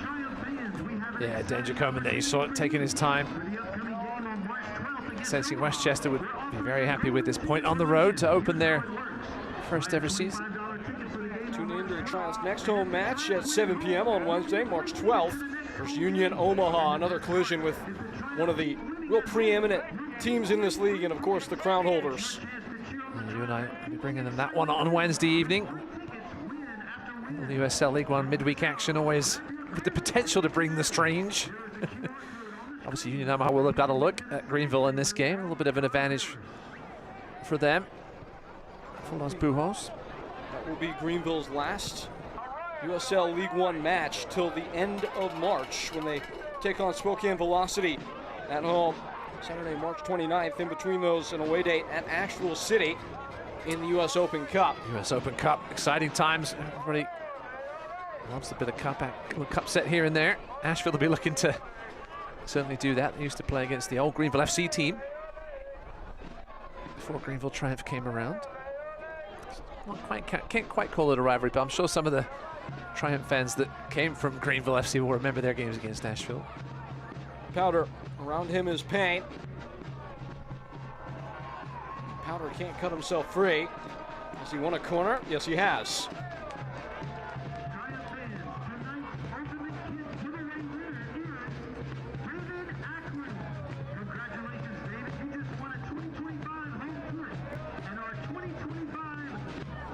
Powder prepares. Westchester will set their artillery at the edge of the box. And it comes. Knocked on. Not cleared. Obregon holding it up. Couldn't find a pathway through. And Chapo Herrera's gone straight down. A bit of a heart in the mouth moment there. Herrera appears to have taken a bit of a bang. I don't mind the bangs, it's the twists and pulls we don't want to see. Going a Chapper on his jersey this year. So important to what Greenville is trying to do is you get a look back at Obregon's chance blocked by Zakowski in matches a year ago in which Herrera was available for selection. 11-2-4 for Greenville. Matches he was not in the league, 0-2-3. Maybe no more important player to the success of this Greenville outfit. And in the interlude, looks like Rick Wright's had his name jotted down in the book. So he was telling us last year how proud he was that he really got a yellow card when he was the assistant coach, and I think that might be the second one he's got now as the Greenville head coach. Only a very calm lad, Rick Wright. It takes a bit to get him riled up, and I guess perhaps tonight you could understand how this game was officiated. He's been a little confused. Brandon Fricky disagreeing with that call. It was undebatably clattering contacts. The question is whether or not the ball was won fairly. Obregon is back to his feet, the goal scorer. Waiting on the board to go up.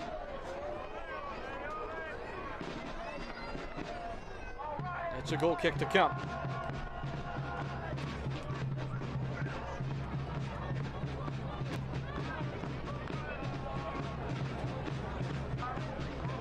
Zane Bub up with a bit of a wobble as his side built from the back. It's 4 minutes of stoppage time. Yeah, the Bub-Fricky combination has lived up to expectations. Always a worry when you have to change the centre-back pairing, although Greenville have done it enough over the last few years with Evan Lee jumping in there, Jamie Smith, Daniel Wu. Paloma State carving forward, Bolaños. Feathering through, Polak will just shepherd to safety, out for a corner. And he wasn't going to make any errors there. Tyler Pollock putting it out. Didn't want to risk who was behind him. It was Noah Powder. He'll get the delivery here. You see Tyler Pollock looking over his shoulder to see who was behind him. Wasn't going to risk let that one go to see where it ended up. Powder preparing. hatching the plan and firing in.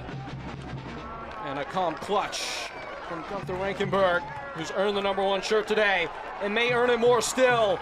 Excellent distribution. Chapa Herrera breaking out from the back. Reinforcement arriving. Herrera forced to go backward to Anguiano. Yeah, a little too late. Good job by Westchester picking up the runners. Chapa Herrera ran out of options and almost to go backwards. A rare excursion into the attacking half for Greenville in this period of play. Settled by Marsh. The debutant. Able to crash one in. Well, they had Carlos Anguiano charging into the channel undetected and didn't see him. Bolaños.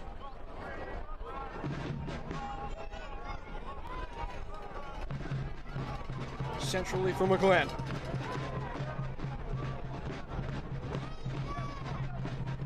Left short of Payne. Marsh unable to hawk it down.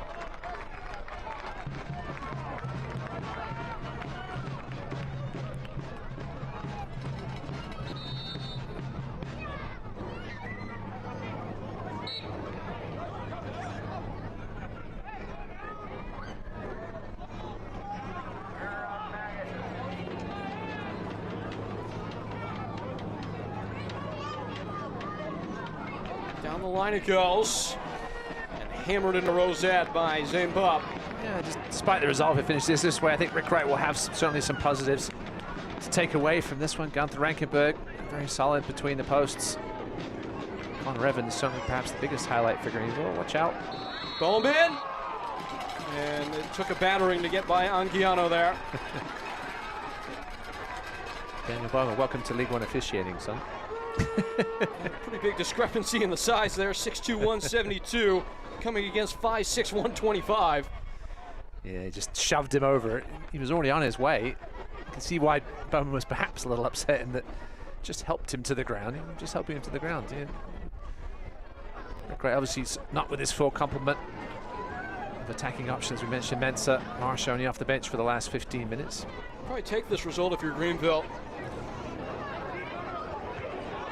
I think you'll be a little disappointed at the overall disjointedness of the performance in general, but they haven't really looked in danger at the back, especially when things got a little loose occasionally in the beginning of the second half. Go down 1-0 early, understanding fully that this is not the finished article with this squad. Reinforcements are to come in the form of Rodrigo Robles and Ropapa Mensah. And obviously only had Velasquez on for half the game, and perhaps in preparation for Wednesday's tilt against Omar with fitness still this early, and you never really want a midweek match after a weekend match the first week of the season when you're, I mean, I guess it is extra fitness, right? You're getting in there, but they've got a long time off after to recuperate. Is there anything left in this? We're past the 4 minutes given. And the match meets its expiration. 1-1 the final score on match day 1. Yeah, I think a fair result in the end. Rick Wright with a wry smile on his face, we'll call it.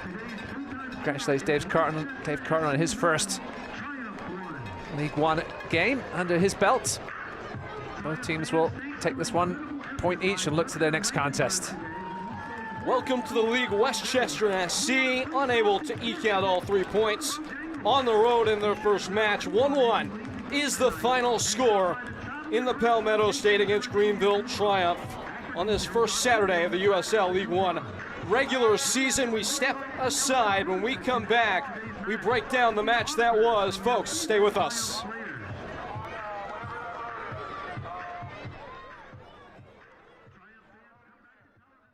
Every day, we get the privilege to serve you, sharing local stories on all your screens. The first alert on breaking news sent through the Fox Carolina News app. Serving you with the earliest heads up on storms through the Fox Carolina First Alert weather app. Live and on-demand newscasts. Fox Carolina Investigations. On your streaming TV. Your stories told right here. Fox Carolina News. I'm Rick Wright, head coach of the Greenville Triumph Soccer Club. The Triumph play here on Palmetto Sports and Entertainment. Watch using antenna on channel 21.2 or on Spectrum 703. The Greenville Triumph play here. Palmetto Sports. El Greenville Triumph y Liberty están orgullosos de asociarse con Telemundo Carolina del Sur. Vean Telemundo Carolina del Sur para mantenerte informado con noticias locales en español y disfrutar de toda la increíble programación de Telemundo. Disponible gratis con antena en el canal 31.1.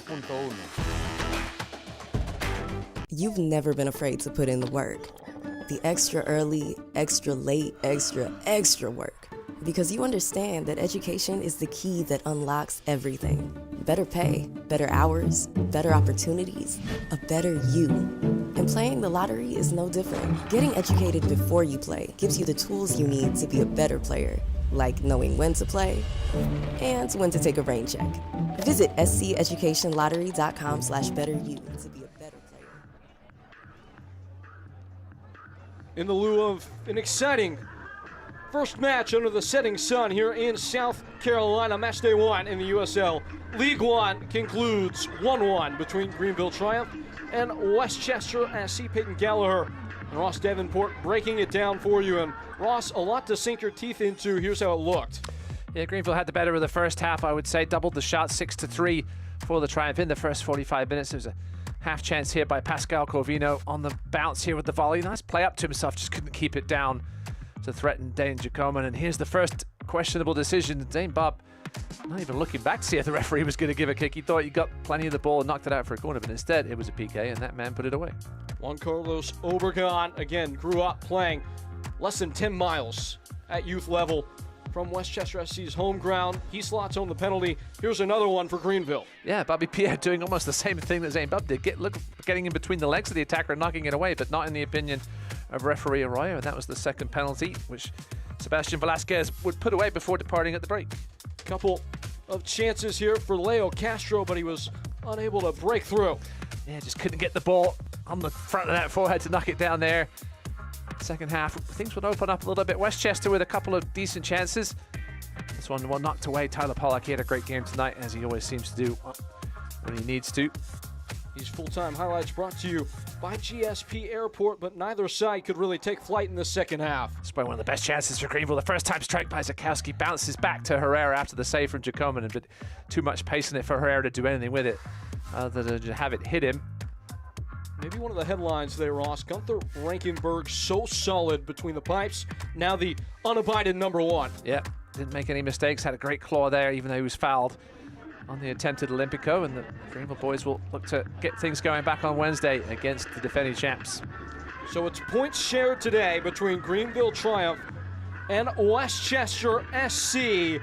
The action just starting in the USL League One. Much more to take place over the next month to come. Westchester SC and Greenville Triumph, both undefeated to start the year in 2025. It was a pair of penalties that secured a single point for either side. Folks, we're excited to bring you the soccer all year long. It'll be on all today. Stay tuned for that, but for now, we'll talk to you soon.